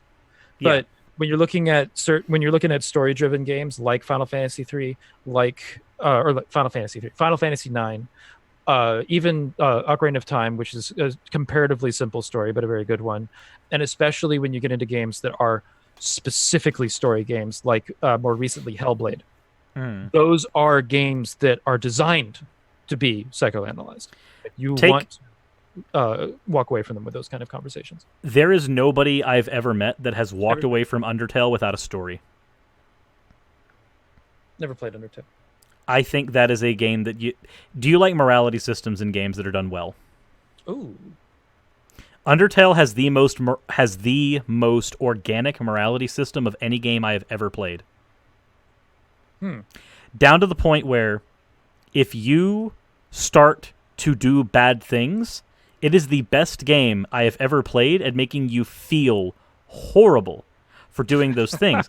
But if you're on the good path, then the game is great at making you feel good at it. what is it? Fable. You don't feel bad for being evil. In You don't feel bad for. So as an example, in Undertale, you can actually get through Undertale. It's a turn-based RPG. Okay. Yeah. You can get through Undertale without killing a single enemy, and it's a 6-hour-long RPG. What? All right. However, you can Don't tell also me go that. through. I feel like you told me the answer to the game almost. No, I haven't. The game tells you that from the beginning. Oh. It tells you that from the beginning. In Undertale also will measure the consequence of any action you take, any of them. And if you try to like save scum, like you can do in like say you're playing Fallout and you just like you kill a guy and you're just like I didn't want to do that. And you save scum away. Undertale doesn't let you do that. The first thing that happened to me when I killed a character that I didn't think I wanted, that I realized later I had the option not to kill, and I like tried to reset back. The first thing that happened was there was a character, and I don't want to say their name because it's a spoiler, but the character stopped me as I opened up my game and said, "Are you trying to play God?" Oh shit. Well done. Well done, because everybody likes to go back and save when they're first playing a game. And Like, Undertale, I need to go back. Like I do that in Total War. Total War is a really common game for that. It even has a system for doing that. Which Total War even has a system built into it where it'd be like if you where it doesn't allow you to autosave. So that your civilization, if it falls, you're stuck with gone. that fall. Yeah. So Undertale does much the same thing where also like if you do a full genocide run, you kill everybody in the game. Like as a turn-based RPG with random There is a thing called a genocide run. Yes. Okay. And it is true genocide. Not you killed everything you could find, you killed everything that existed. Because while it is a turn-based RPG, there are a limited number of enemies in every area, even though it's a turn-based RPG with random encounters. Okay. It is the most unique like combat system and morality system. Also, other fun thing that it does to play with you is if you do try to save scum outside of like the whole "are you trying to play God" thing, if you do successfully save scum and you do get before a character that you tried to kill and you start going through them, one, the fights will be just ever so slightly different than that first time. And they're different in ways. This sounds like a creepypasta game. There are many creepypastas that can stem from Undertale and do it very naturally. Okay. But it's not a creepypasta game. It's actually one of the most competent turn-based RPGs I've played in the last decade. When was it made? This was made like 3 years ago. Okay. This is a very recent game. It also has probably one of the best soundtracks I've ever heard in a video game. That's also. I'm gonna need to take a look at this. This seems like a fun time. This is a thing that you need to play on Steam on stream on Twitch, and and when you're doing it, you need to ignore your audience. Because everybody plays Undertale differently, because that game can end in like apparently 200 different There's a lot of games that I need to play on stream now. I need to play what is it we've listed off? I need to play Skyrim on stream. Yes. I need to play Sonic Undertale Adventure on stream. And what? And Sonic Adventure on stream. Sonic Adventure. I knew there was another one. And I need to finish playing Pokemon Yellow. Yes. Yeah, these are all things you need to do. But I would put above all of them, one, Undertale is going to be the shortest one out of all of that to like get through the game itself. So I would say Undertale is definitely like probably the priority. And for those of you that are interested in watching me stream this shit, I'm gonna be that guy. Plug it. Plug it up. Plug myself. If you want to watch me play some of this stuff on stream, I'm linking my Twitch in the chat. Which I will Twitch more now that you guys have convinced me to do this. You've given me content that I have to do. There's one more thing I wanted to point out with what the characters will do when you do your save scummy thing. Okay. This happened on my playthrough as well. And this is when I knew something was fucking wrong. Something was up. Was the character that I killed, and I wanted to go back and try not to kill. Try to fight with them without killing them. When I went back and did it, the character got like shifty eyes and started questioning some of my actions. Like if I would try to hug them in the middle of the fight, they would just be like, "Why does it feel like you've tried to do that before?" Like the characters are like very marginally perceptive of the fact that you've done something wrong. That's really strange. I'm not okay. Like video game creepypastas are the ones that sometimes creep me out the most. There is a Godzilla one that was haunting. That involved a creature chasing you through a video game, and is just like one of the things that's described in there is like, I knew that I didn't want it to catch me, but I didn't know why, and it keeps going. It's that there's also the Pokemon Black. That's another creepypasta that is. Pokemon Black was pretty creepy. Although my favorite creepypasta for video games is Ben Drowned. I have not seen or heard of it. Ben Drowned is a Majora's Mask creepypasta. Oh. And a fully functional cartridge. I want to read it. For Ben, a fully functional cartridge for Ben Drowned exists. The creepypasta is good when read. It is excellent when watched. Oh. Noted. So there's like Let's Plays of it? Better yet, where are we? Oh, you're going to link me to a thing, aren't you? Send me links in Discord. I will. And while I am finding that, No, I don't need this advertisement. Yeah. Okay, so Pokemon Black, and then there was released a game called Pokemon Black, which is not what I'm referencing. But Pokemon Black is very creepy. It's talking about like an original Game Boy game that is cryptic as fuck.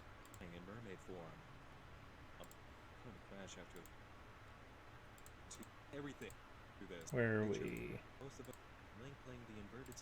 Okay, cool. Here we are. So this is not the one that I was thinking of, that had the full playthrough of the ROM as well as everything else, but this will work just as well for purposes. Do you have the ROM? I do not have the ROM myself. Okay. But I bet you could find it. You know what? You know what? Guess what's going to happen? What do you think would be better? Me playing it? Or Let's see.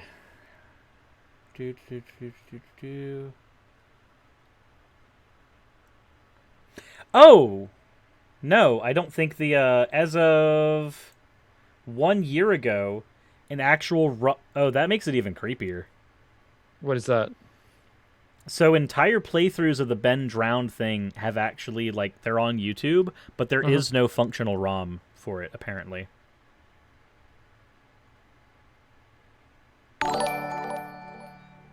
Yeah, that's a thing. That's a thing.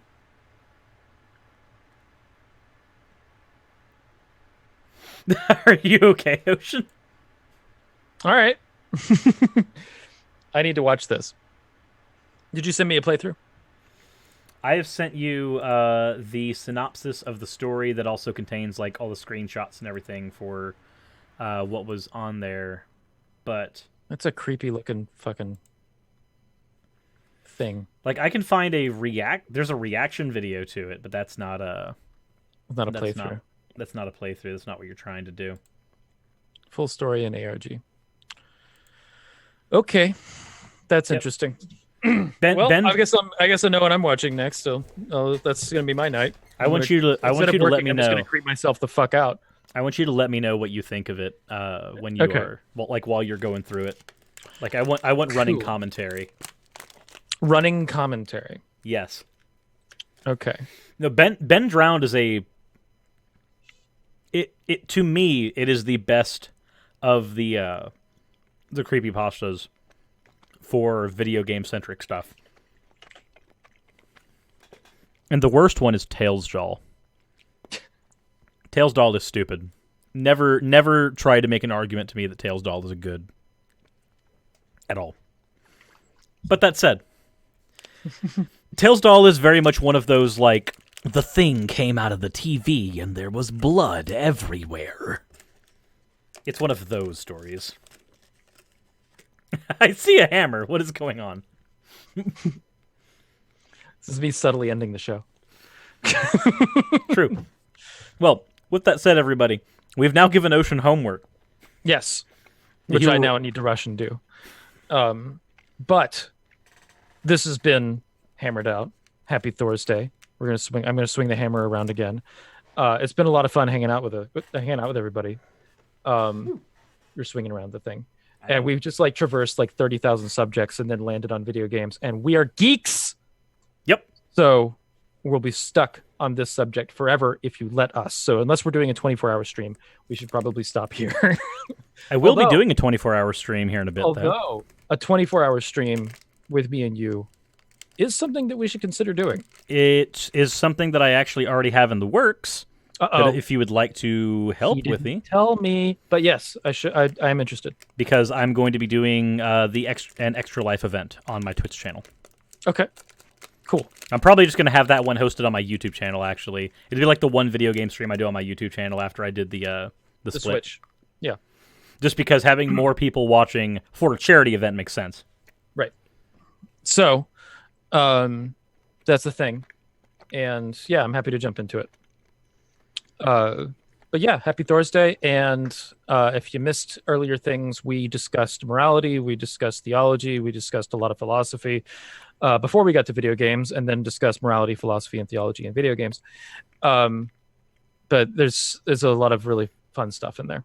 So yeah, if for those of you that stuck it through with us through this entire time, we appreciate you.